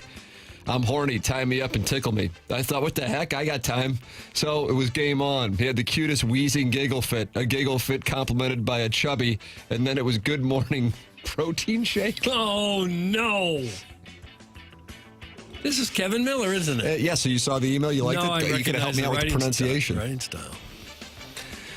Dear Dossier, cooked a lamb chop for dinner tonight. It arrived on my plate with the moisture you'd expect from a lamb that spent its final moments being entirely too informed about the process. Naturally, everyone would rush to blame the chef. Typical modern thinking, no personal responsibility from the lamb. I've said for years that slaughterhouse needed better procedures. Instead of rushing the process, proper protocol should be simple. Look over there, Lambie. Bah, and then whack. A little surprise, little effort, some professionalism. But no, this lamb saw everything coming. Just trudged into its fate with the enthusiasm of someone renewing a driver's license. By the time it reached my plate, it had clearly given up on life and basic moisture retention. People talk endlessly about farm to table, but no one talks attitude to table. Anyways, got a jet. I gave the lamb chop to my pet sparrow, and I'm now cooking up my famous pancakes glazed with bacon grease. Toodles, that's from the TMA Troubadour. TMA Troubadour. Hello, gents. First off, I want to say there is zero chance that Ole Miss grad who drives an Amazon truck knows anybody who could go to that game. He is wandering about Monk's Mound looking for change. Secondly, good to have that no-drop playing, terrible skeleton-owning hair flop back from illness. Sounds like death, but still there, unlike any NBA player would do. And thirdly, kiss my tushy in the back alleyways of Kirkwood. Kisses, that's from Iggy's crestfallen accountant. Iggy's crestfallen This accountant. is a plea to the audience of the greater St. Louis area, even the good parts of Fenton and Spanish Lake. I am emailing to ask for help with my neighbor. You see, I live on the hill, and recently an elderly gentleman moved in, and he doesn't seem to be doing well. I oftentimes see him smoking cigarettes outside what I thought was a poor man's halfway house. I think he may be out on some sort of work release from prison, but he doesn't seem to work. Last month, I saw him waving off an imaginary bird through a softball-sized hole in his window screen and then yelled at a guy who looks nothing like Ralph Macchio. Did your producer tell you I won't do your damn movie unless I get a speaking part, and I won't wear a suit? And then last week, I heard him talking about a big podcast he was doing up at the gas station Subway on Kings Highway, where the host drove in from New York to do a promo but was not affiliated with Subway anyway. I'm asking this station to let me know if they've seen him and if he's okay. I heard a fake radio program that airs from 11 to 12 was doing a show one day, and my elderly neighbor just wandered in, sat down, and started offering up hats he's worn over the past 40 years as prizes that nobody asked for. If you find him, tell him I got the autographed shoehorn from Terry Pendleton from his 88 season, not the one from the 87 season. That should bring him back home. Thanks. That's from the Sexy Robot. Sexy Robot. And finally, you guys know that I am a Jackson Lemming all the livelong day, despite his pompous Silver Spoon Ledoux adjacent upbringing. But I don't know about this whole illness thing. His effort to stay in that gravelly, long-time smoker post-coitus elderly woman voice has been commendable. But I was out at the Claire's at South County Mall on Sunday and saw a guy slip off his Hey Dudes to try on some toe rings. Oh. I looked down at him. It was Jackson. I started asking him about his alleged illness, but he put his index finger against my lips and let out a long shh. I kept it a secret as long as I could, but the moving goalposts of Iggy's parking lot speed has affected me more than you know. That's from Shooter McGavin, the vice president of the Cardinals media Dig Me list. The top spot goes to Sharon. Doug, Shooter McGavin. Shooter McGavin. And that's what we have for the Design Air Heating and Cooling email of the day. What we're going to do now is we're going to vote, and then we're going to announce a winner at 10:55, and then we're going to head down the hallway for After the Morning After, and then I'm going to head back up the hallway for the Spread Zone. And I think that's the itinerary. A lot of talking. Yeah, Polos Plus dossier. There you go. That's what you got. Martin, you got onboarding? Is that what you got going on? Yeah, I'm a little behind. Yeah, Martin's got onboarding. And we're going to have a safety driving class, too, weaved in today. That's coming up, the safety onboarding edition of the program. Martin's headed out. We're headed into the 10 o'clock hour. It's TMA 101 ESPN.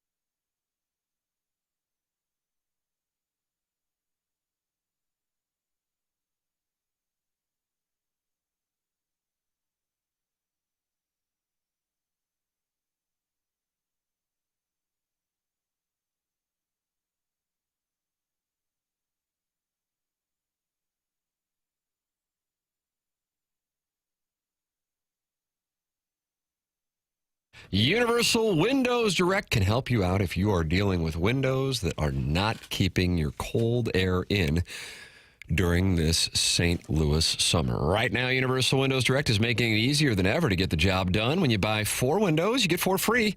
It's one of their biggest offers of the year. The more windows you replace, the more you save. Plus, you'll get 48 months of 0% interest financing. Same as cash. That's 4 full years to pay with no interest, making this the perfect time to invest in your home without stretching your budget. So before the summer heat really settles in, make sure your home is ready for it. Call 314-334-2522 or visit universalwindowsdirect.com to schedule your free estimate today.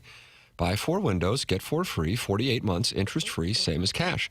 Comfort, efficiency, and savings all summer long. And like me, you'll be saying, I love my windows.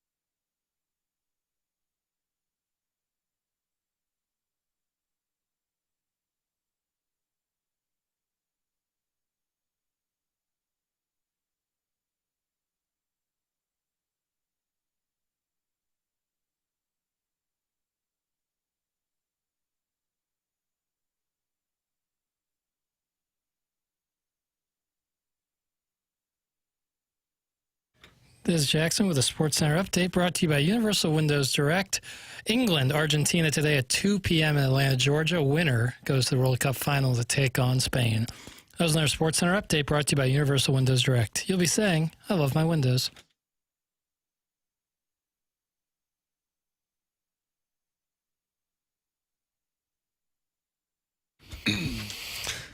May of 88, right?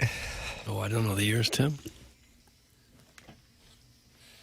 I think I heard this song right before our opener at Afton Athletic Association. Oh, really? Yeah.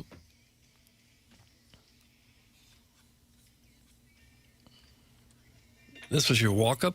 No, good question. My walk-up's Betty Davis Eyes by Kim Carnes. But this song was playing as we were driving to Afton Athletic Association. Oh, was it really? Yeah. Okay.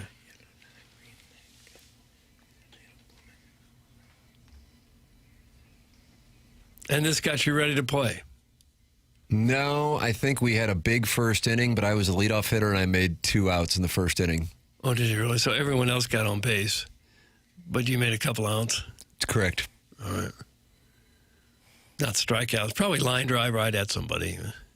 No. Did you see Drake Baldwin break up Libertor's no-hitter in the 4th inning? Yeah. The contact was really weak and spinny. Okay. Those were my outs. Well, he must have been cheating somehow. Thank you. God, it took a little long to get there. 10 o'clock hour is brought to you by Design Air Heating and Cooling. In the 10 o'clock hour, Martin deals with this onboarding process. But Chairman Kurtz slides into the dais. Little Jackie Papers still grinding. Would you say on a scale of 1 to 10, you're back to a 10? No. Oh, wow. Like an 8.5. All right. Yeah. Does that impact your plans for this weekend? No. Oh, you're still going to get after it. What's up, ladies? No, I'm not going to get after it. But you're going to golf? Yeah. That takes some effort. Definitely going to golf. I haven't been able to do that for a while now. Not since Belle Reve. Get to eat again. God, that's exciting. What you finna eat? More than anything, truly. I haven't been able to actually eat in a week. Haven't had an appetite. How much weight have you lost? I haven't even looked. But, yeah, I've been subsisting on like 1,000 calories a day. No. If that. I just listened for the last 40 minutes, and not 1 minute did 101 ESPN TMA talk about sports. It's pitiful. Here you are 45 minutes later, though. Well, this is the same gentleman, Doug, who yesterday says this show gets worse daily. Joy FM it is. And I am starting to think that this might be a Blue Feet texter. Jackson, do you think it's performative? Because we have the ability that the audience does not, and that is we get to see the text history. I see Kerry Davis is engaged with this gentleman. Positively or negatively? Well, if the hosts are engaging, usually. Negatively. Right. I always thought being horrible at our jobs was part of our charm. Flip that off. That could be a promo. Even Terry Crouppen walked in yesterday and said he immediately smelled the stench of failure. That was our sponsor. Yeah. Doesn't feel very good. But it's nice because it holds a mirror up. Yeah. But the Joy FM listener is right. This is one of the most busy times of the year for the sports calendar. And with the Blues announcing their home opener, Doug, you wanted to kind of take a look at the Sharks. It'll be Thursday, October 8th. Okay. And you have 10 thoughts that you just released on your blog about the Blues and Sharks. This is a game that could really set the tone for the whole season. You want to get off to a nice, quick start. And the Blues Club, I think they'll be ready to go for it. Those are my initial thoughts when I see this particular schedule. Does this game have greater importance, though, because the Blues have had recent slow starts to their seasons? Well, just this one game, no. But if you were to group it with, the first month or so, yes, maybe. Top sports talk. Okay. Because there are 2 extra games this year, do they actually have less importance per game? Slightly. Like maybe 0.2% less important than it would have been last year. But not a lot. This is the kind of sports talk that some people demand, and they're getting it right now, frankly. I mean, somebody's got to be on this team. Less sports talk. Okay. More fry talk. That's from Brad in Boca. I didn't tell you the mistake I made on vacation. It didn't involve fries. It involved getting up in the morning kind of groggy and brushing my teeth. And I had my DOP kit right there by the sink. And no. So everything was kind of off. So I had a couple tubes of things in the DOP kit. So I reached in for one of the tubes and put it on my toothbrush and brushed my teeth. I was brushing my teeth with sunblock. Oh my God. Give him some tongue meat. 50. At least it was 50. How long did it take before you realized it? I was completely done before I realized it. What's up with your tongue, bro? It didn't taste that bad. You did a whole session of teeth brushing with That's sunblock? right, with sunblock. This is why Plowsy talked about that island. It looked just like the toothpaste. It doesn't have the same volume. Did your breath smell like it looked very coconut? similar. I don't know, because I immediately brushed afterwards with the real toothbrush. So I brushed an entire toothbrushing session with sunblock. When did you realize it? Once you spit? When I was done, yeah. I said, that didn't quite taste right. What was it?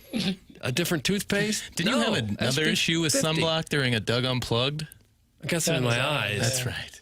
You put it on your forehead, and then if you sweat, it drips into your eyeball. Hurts. Oh, that hurts. Stings. Oh, my God. You did a whole Yeah, sunblock. Gates worth him! That's from Jackson Soy Boy. I haven't had any teeth that are sunburned, though. I'll say that. You recovered there. Mm-hmm. Doug, I think that means you're senile. That's from Dirty Dan the Garbage Man, who Jackson recognized correctly had blue feet, and I thought was performative. Now I'm wondering about the 573 Joy FM listener. No, I think that guy's being real. God, and I think you're the answer key, so that, yeah. You know what if gave it Kerry away? Davis is texting back and forth with him, that means real. That confirmed it, but the way he described it, he goes, and the 101 ESPN TMA STL, no one ever says it that way if they're actually talking about our program. So, yeah, that to me said it that way. Doug, that was smart. Sunburnt teeth hurt. That's from Murph, the Barbarian. I mean, the tube was just like toothpaste, and I didn't look very carefully. I just figured, well, that's a toothpaste. It looked the same going on the brush. And what did you call the receptacle that you pulled the tube from? DOP kit. I've never heard that phrase in my life. You haven't? Yeah, that's like a toiletry bag. Yeah. DOP kit. Okay. I've heard that plenty. Guys, a whole lot of things just started making more sense. Doug told me it was my imagination, but I knew his mouth tasted funky. That's from Brian Henson. Oh. Jackson, how's it feel to have your husband send that in? Yeah, well, that's why I married him. Clip that off. Chick-fil-A waffle fries are the worst. Discuss. It's from Lee Mays. They're overrated, but they're not the worst. I have had a few of those. They're not bad. They're fine. Well, ESPN just came out with its ranking of the Cardinals' top 10 prospects. Okay. What? All right, that's good. That's fine. Do you want to? I have to We got guess. Gary Pinkel waiting, and I want to talk some Mizzou. Who do you think? Baez. Nice knowledge, number 3. He's not even number 1? That's right. Yeah. Thank you. Thank you very much. That's Gary Pinkel. So he hung up. Sometimes the top prospects are already in the major leagues. None of these players have played Major League Baseball. Okay. Quinn Matthews. Not in the top 10 at all. How about Bernal? Makes sense. Number 6. Renel Rodriguez. That is number 1. There you go, Papers. And he's a catcher. Yeah, you know it. So is Bernal. Yep. 20% of the top 10 prospects are catchers. Okay, And if they try, 100% of them could be catchers. Yeah. Chase Davis, our guy. No. No. At some point, they're going to need a catcher who can actually throw out a base runner. Overrated. You imagine if the 1980s Cardinals got to enjoy an Ivan Herrera start behind the plate? Yeah. Vince Coleman would have stole 30 bases in the series.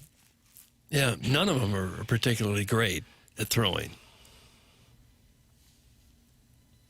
But maybe that'll improve. So, next prospect. Can we have initials, please? LZ. LZ. No. Leon. No. William Doyle. That's right. Papers just Okay. selected LD. you. Oh, okay. Baez, 3. Okay, initials for 4. TF. TF. Tomfoolery. Tim Foster. Terry Francona. Oh, yeah. He's a little old to be a prospect. Todd Frankenmurder. Who the hell is that? German, I assume. Second letter, first name, please. This is disappointing. It's very possible. I've never heard of the guy. So let's keep going. It's gonna be Tammy Fitzsimmons. They got a girl? Nope, they didn't. N. Oh, sure, Tanner Frost. Nope. It's a cool name, though. Mm. Fourth letter. Tank. Okay, fourth letter. N. It is Tanner. Yes. Tanner Freemeister.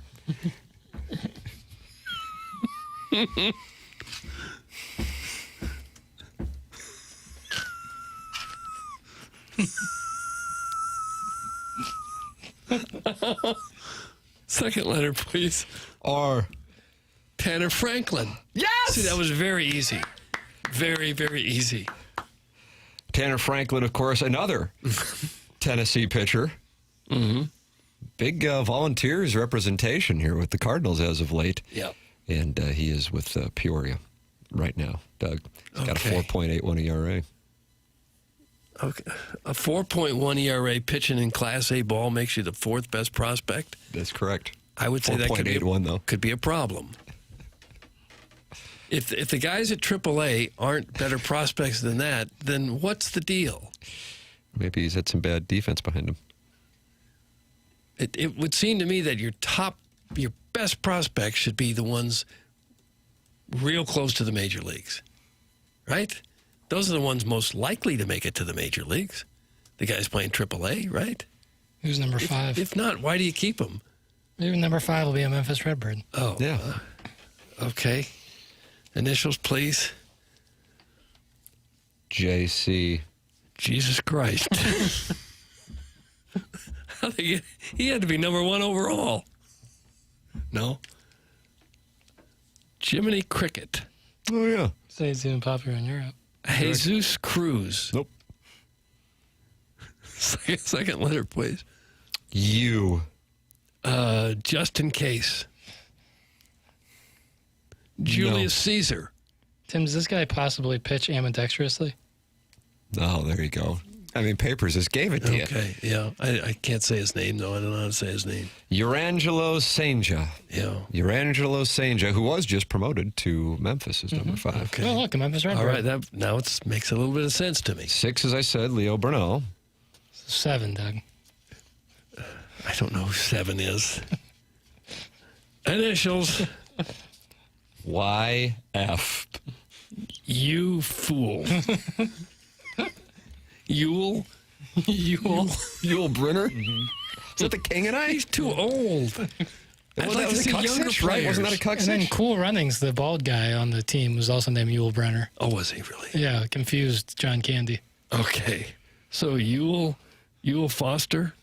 It is Yule. It isn't Yule. Just if you could think for like 5 seconds, I think you'll get it. I can't think that long. We might have to push BK and Ferrario back for him to get this one. I just got done brushing my teeth with sunblock, and you think I can get the number? I've never needed to be Gatesworth more than I need it right now. Second letter, please. H. Oh, God. Yeah. I knew that was going to be a problem. I'm not going to be able to say that either. Is there a Why don't you skip ahead a few letters? Jihadi fight? No. Third letter, please. O. Johann Farmer. Fourth letter, please. L. Yolanda? Yolanda. Next letter, please. K. Oh, my God. Yeah, this is a problem. Yaholic. Yahokman. Next letter, please. E. Oh, that didn't help. Yaholke? We got a guy named Yaholke? Next letter, please. R. Yaholker. Yolker. Yaholker? Is that it? I think we give that to him. Yeah, that counts. Yaholker. Okay. Whew. Who knows what the last name could be with the first name Yaholker? Second letter, please. A. Yaholker farmer. Yaholker famine. Third letter, please. J. Oh, gosh. Yeah, that was the letter you didn't want to see. That's just the letter you didn't want to see there. Yeah. Yaholker fajito. Yaholker fajardo. I think I'm gonna count that. Yeah. Okay. Yolker Fajardo. Okay. Fajardo, depending on your pronunciation. Gosh, this is hard. This is hard. So is brushing your teeth sometimes. Okay. Then who gets to decide? Bradford Doolittle. Shouldn't the Cardinals be the ones deciding who their top prospects Kylie McDaniel, Bradford Doolittle. They get together and they rank them. They ranked all the top 10 prospects for all the organizations, and 8, 9, and 10 are all guys from their draft over the weekend. How about that? Now, are guys, two guys with just a website? The website's ESPN.com, right? Bradford Doolittle's written. We've referenced him plenty of times. He goes on, McDaniel goes on to say, I raved about the Cardinals draft, and now they've remade the back of the list with some real upward mobility if things break how I am expecting. Right fielder Andrew Williamson in the second round, and right fielder Caden Ferraro in the third round were late cuts, along with center fielder Ty Pete. Did he say Ty Pete or Petey? I don't say either one. I saw him hit home run in spring training. They're high on him. Left-hander Quinn Matthews and shortstop Sebastian Dos Santos, among others. So those draft picks he was so high on that they replaced those guys, including a few guys that we, of course, Quinn Matthews, I think. If you're listening to this station, you're familiar with Quinn Matthews. Sure. You know? But that's how high he is on what the Cardinals did with their draft. Yeah. I would think if you want the more accurate who our top prospects are, you would ask either Chaim Bloom or Randy Flores. But they're not going to come out and say it because they don't want to diss somebody. So that's why... I would think they would probably know better than the two guys writing for a website. But that's why Kylie McDaniel, he can say it. Kylie McDaniel can tell you what he thinks. Okay, maybe. Guys, this is the equivalent of when Jackson tried pronouncing names of Hall of Fame NHL players. That's from Shooter McGavin. A great balloon party segment. Okay. A client just walked in, so I muted this for 10 minutes, and Doug is still trying to guess this guy's name. Oh. Some Jackson's boy body. Well, it wasn't easy. Kind of a humble brag there, too. If clients coming in. You think that's a humble brag? A little bit. Like, look how employed I am. Look how employed I am. The title, thank you. You know, I posted the video of my son's reaction to Jordan Walker hitting that home run, and I thought, this is safe. And trust me, when I post, I go through everything. I'm like, what could possibly... This is a child overjoyed at something that most people in the St. Louis area are overjoyed with, and I thought it was safe. And you know what the complaint was? You guys are more on social media than me, Chairman and Jackson. What do you think the complaint was? Sick basement. TV's too big, showing off. Right. Nice carpeting. Just like it just doesn't matter. Your TV's 2 inches bigger than mine, so you're showing off. Correct. You can't win. You just can't win. But once you know you can't win, then you're comfortable playing the game. Right, then you stop caring. That's exactly right. So, Jackson, tell producer Seedmouth to feel better by Friday. I'm going to try to get some pale boy beef in this here bin. That's from the self-made stay-at-home Ladue mom. The hell are is you that guys meeting up on Friday after your round? I don't know what any of that just meant. Sounds like you got propositioned is what it sounds like. I'm going to... I don't know. I don't know what to say to that. I'm out. Okay. I wouldn't decline the self-made stay-at-home Ladue mom. That's just going to make her even hungrier. Yeah, you don't pass on that, Ben. No, you don't. Consider it passed on. Text in 314-399-9646 if you'd like to proposition Jackson. I think you can proposition him, too, in the Form Energy YouTube chat where Don PP at Won't Flush and Willie are talking to Big Illusion and Iggy's prison window hand. They're all in there, and it's all brought to you by Form Energy. The program's called The Morning After. It's presented to you by Brown and Crouppen on 101 ESPN from the Stiefel Studios.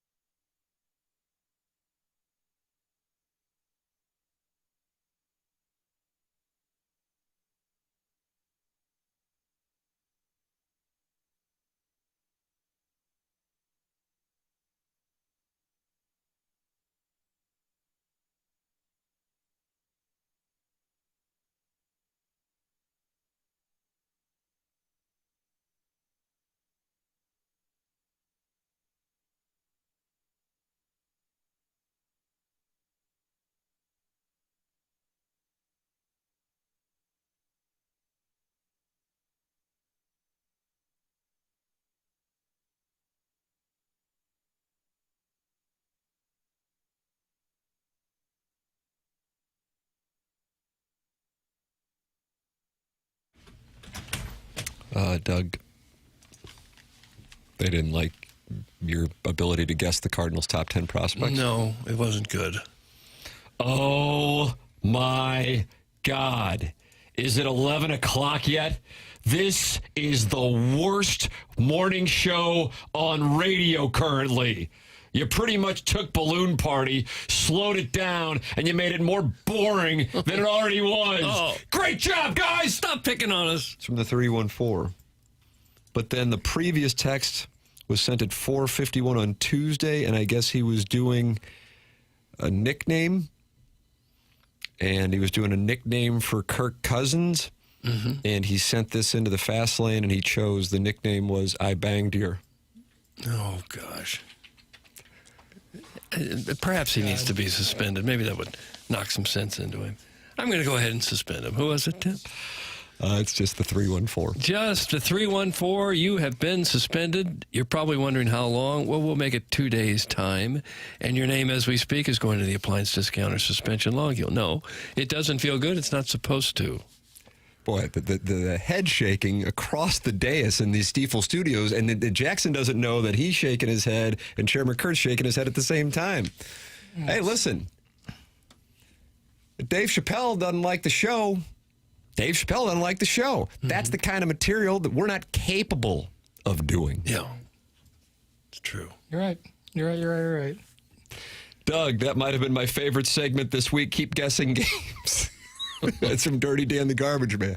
So Dirty Dan the Garbage Man, who Jackson says has blue feet, is on board with the segment. Okay. I've always enjoyed guessing games. Right. Well, I thought you did a wonderful job in it. The program's called The Morning After. It's presented to you by Brown and Crouppen here on 101 ESPN and the TMA STL YouTube channel where friends gather and watch the show.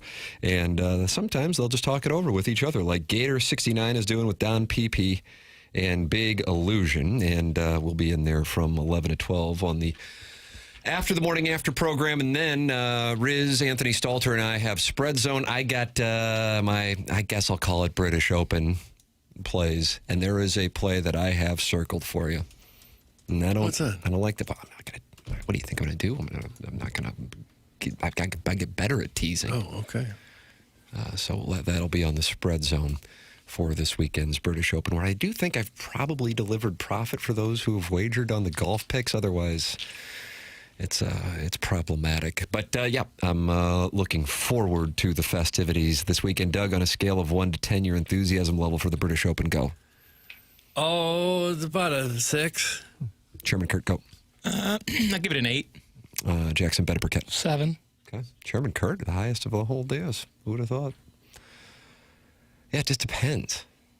I feel like the British Open, more than any of the other majors, can have a rando pop up because of the variance of the weather. Yeah. However, this particular week, with the weather looking beautiful, like they're expecting temperatures to have to drop to the 70s, that may reduce that, and you could get the big boys playing. I like that.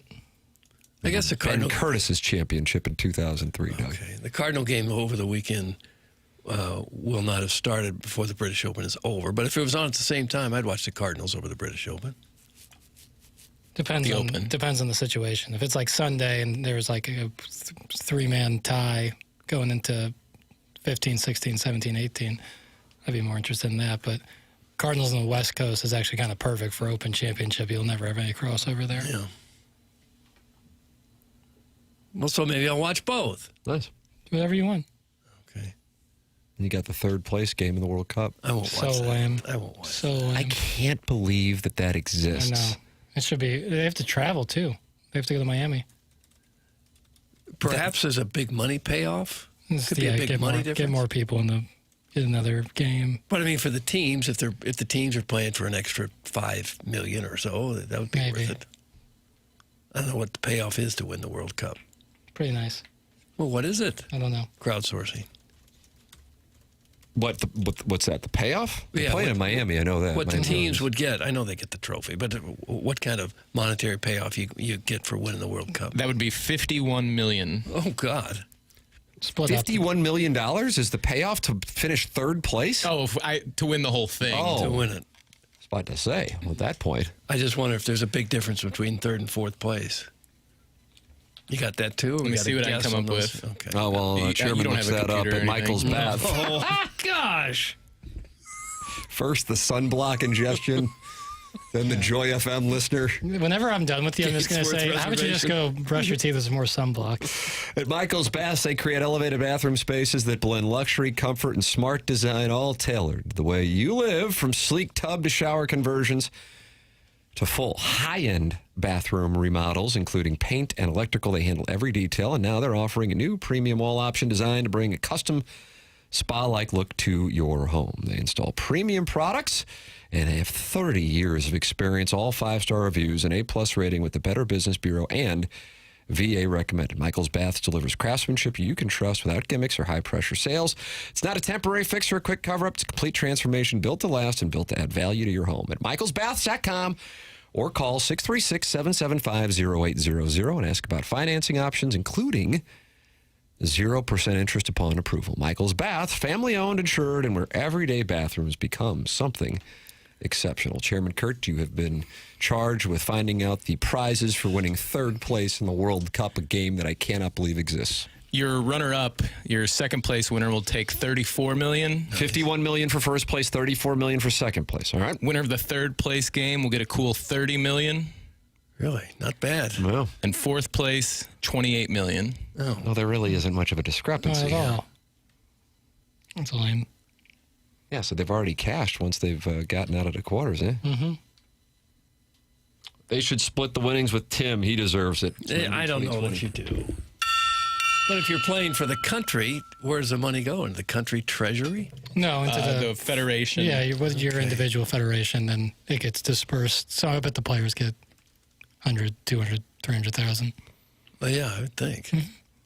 Just to be clear, the third place game is Saturday. The championship's on Sunday at 2. It's from Josh Bob Bill. Well, thanks for the schedule update. Don't you go after Josh Bob Bill. He shares a building with Keisha Gray. In Third Tampa. place game in Miami, championship in East Rutherford.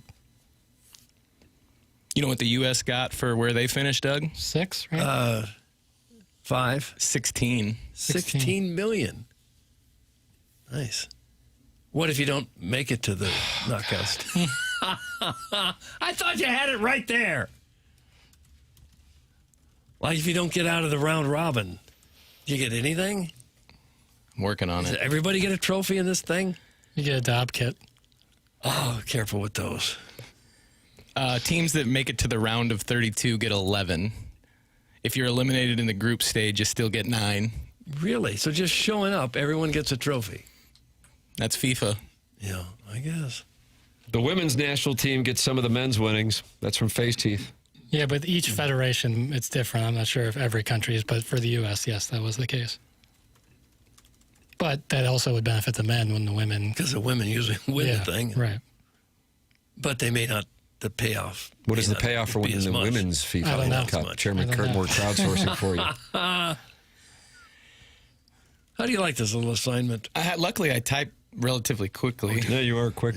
Stenographer. What do you think your words per minute is? In the 90s? I bet over. Yeah, wow. It's impressive. Uh-oh, Doug's not going to like that. He doesn't like when people play music to kill time. I like it. Time killer stuff. Infuriating. I'm struggling here. Keep going. If I find it, I'll break into programming. I've forgotten even what the question was. Apparently, if you win the Women's World Cup, you receive a coupon valid for 1 turkey leg at the concession stand? That can't be right, Well, is if it? it's one of those It's in the giant TNA turkey Insider. legs, Yeah. that could feed your whole family. That's different. I think there was a whole rhubarb about that once where the women thought they were being greatly disrespected because the payoff wasn't as much. And I remember your tweet storm on that. You were really excited. Was I ever furious. It's not finalized yet, but around 50 mil. Oh, so they got it pretty close. All right. 50 mil for first place in the Women's World Cup? It has not been finalized yet. You said 51 million for whoever wins this year? Yeah, for the men's? FIFA leadership announced a goal to perfectly match the men's tournament payouts by 2027. All right, I'm going to continue to crowdsource since we're on a heater right now. Do we have revenue numbers for the Men's World Cup and the Women's World Cup? Dating back the last 30 years. If you could, yeah, year by year. In triplicate. And where were you in 1999 when Brandi Chastain beat the Chinese goaltender? I remember right where I was. Where were you? I was at Channel 4 looking at it, watching TV, getting ready to edit it. It was my first assignment for KTHV TV in Little Rock, Arkansas, and I was sent to a suburban Little Rock home where local Central Arkansas girls had gathered to cheer on the American team for what became known as a significant moment in American women's soccer. Brandi Chastain, Julie Foudy, Mia Hamm, the 99ers, as they're known. Yeah, that was quite a moment. Josh Bob Bill was a fine soccer player. That's in Pele Blanco. Was he? No, why would you send us that text? What in the world would move a gentleman It's instant to send us that credibility. text? It's instant credibility. Okay. So now when Josh Bob Bill, like I give him credibility because he lives in Tampa with Keisha Gray, but now you'll give him credibility because you're like, oh, we got the Daryl Duran of the text inbox. Oh.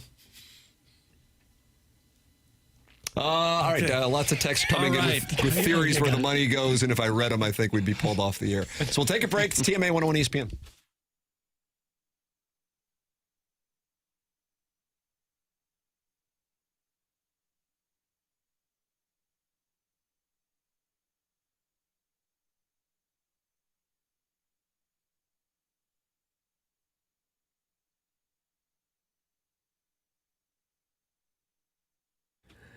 It's true, good things come to those who wait. At Stifel, great things come from knowing when to act. For 135 years, Stifel has helped individuals, families, and business owners make thoughtful financial decisions. Founded in St. Louis in 1890, Stifel combines deep local roots with national capabilities. From customized wealth management to investment banking and traditional banking, Stifel delivers fully integrated solutions designed for complex financial lives, whether you're growing, preserving, or transitioning wealth. That same long-term mindset is why Stifel proudly supports TMA, because they know success is all about timing and knowing when the moment is actually the moment. Independence, integrity, innovation, the values Americans and Stifel have embodied since day one. On the 250th anniversary of this great nation, Stifel is proud to say doing things their way is exactly what has helped so many Americans' dreams come true in such a profoundly American way. Stifel, where success meets success. Stifel Nicholas and Company Incorporated, member SIPC and NYSE.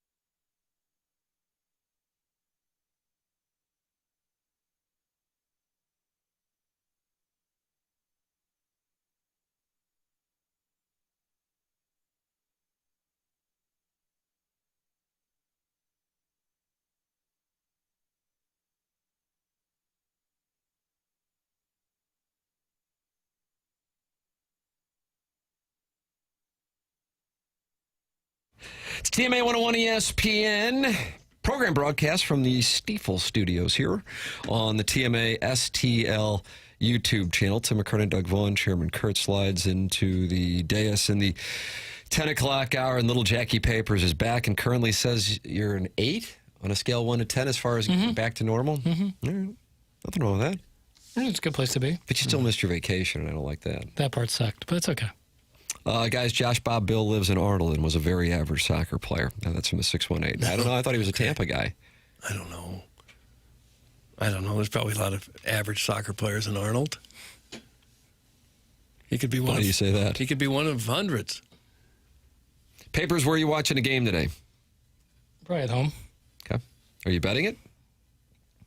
I might live bet it. Really? Depends what I see. Like if, I don't know. I don't really have a edge one way or another, so. England has become a bigger favorite here in the last couple of hours. Now minus 132.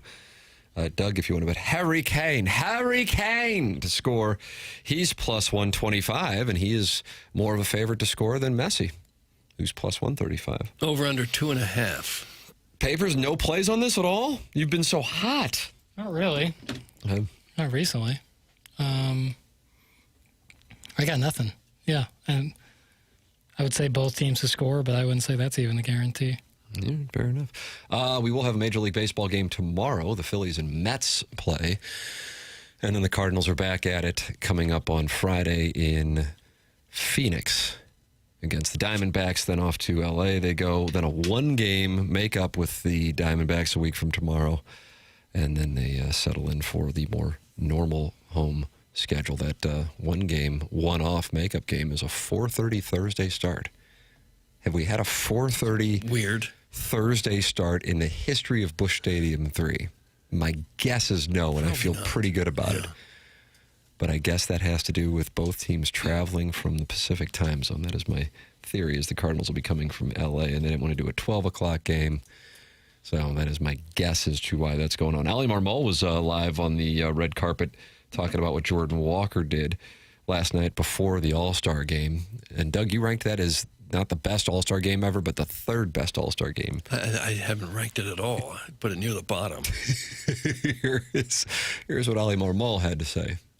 Oli, what are you most looking forward to today? Man, I enjoyed last night. That was really cool for a lot of reasons. I thought it was good for the game, for St. Louis, for our award, and then for Jordan and his family. That was a blast. But just being able to be in that clubhouse with the best players in the game. It's just the interactions you get to have. The game is one thing, but some of the relationships that you get to build through the process is fun. How much pride did you have watching Jordan Walker do what he did? I can't even put it into words. That was one of the coolest moments I've ever experienced. Oli, we appreciate the time. Have fun. Thank you. God, that was taken off a podcast where it was like ×2, wasn't it? No, I encourage people to go to Foul Territory's Twitter and watch the video of that. It's so weird. Like, it's like filmed on like a... The dossier says it was recorded on an American Beauty-style camcorder. Doug, you might remember Wes Bentley. You may know him from Yellowstone. He got sideways with his father, Kevin Costner. Okay. But he was the peculiar neighbor, son of Chris Cooper, who would later attempt to kiss Kevin Spacey at the end of American Beauty. And Jackson says it was recorded on Wes Bentley's American Beauty-style camcorder. It was like they took their laptop with the Zoom open and held it in front of Trish Whitaker and had her interview people like this. That's how I think they did it. Or like either that or a Happy How Meal about just an camcorder. iPhone? An iPhone would be much better. I encourage people to go look at the video from all the red carpet video from Foul Territory yesterday. It's shot on the worst camera I've ever seen in my life. Wow. It was sped up. I don't know what to They tell were you, not Doug. talking at normal speed. Did he have his hat on backwards? Have it. He wasn't wearing a cap. I didn't see the text inbox yesterday, but I was wondering if there were any observations about Oli wearing his hat backwards and cocked to the side during the Derby. Oh, I didn't notice that. I thought our friend in the Central West End might have something to say about that. Central West End. Great audio. She recorded from her Motorola Razr. That's from the TMA Red Insider. It's terrible. I don't get it. Seems to me anyone could be a decent soccer player. Very few skills needed to play the game. That's from Starfish Street. That guy probably hasn't seen his feet in 3 years. Oh, man. Wow. Boy, the punishment didn't fit the crime there. You got to be really heavy not to see your feet. Starfish Street, you can respond. We got a break. TMA 101 ESPN.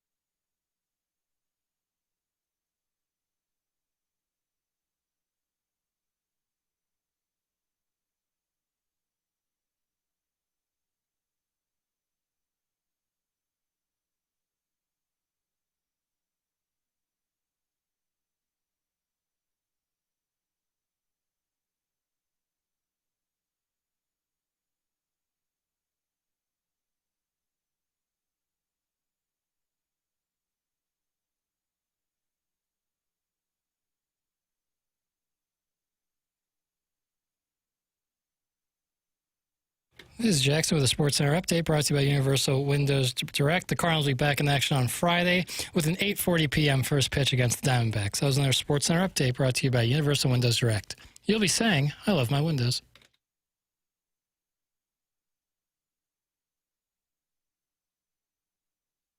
It's the morning after 101 ESPN. Here is what Mentality's learned, training 25,000 men. They have treated 25,000 plus men.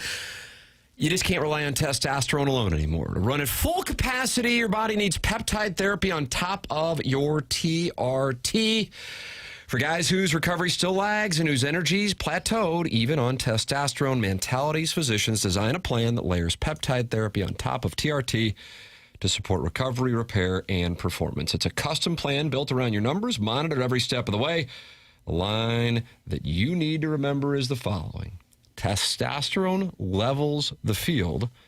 Peptides drive your results. Start today at lowtusa.com. That's lowtusa.com. It's Mentality, and lowtusa.com is where you can learn more. Jackson Burkett has the winner of today's Design Air Heating and Cooling. Email it. Who is it? Sexy Robot. Oh, wow. Okay. The Sexy Robot.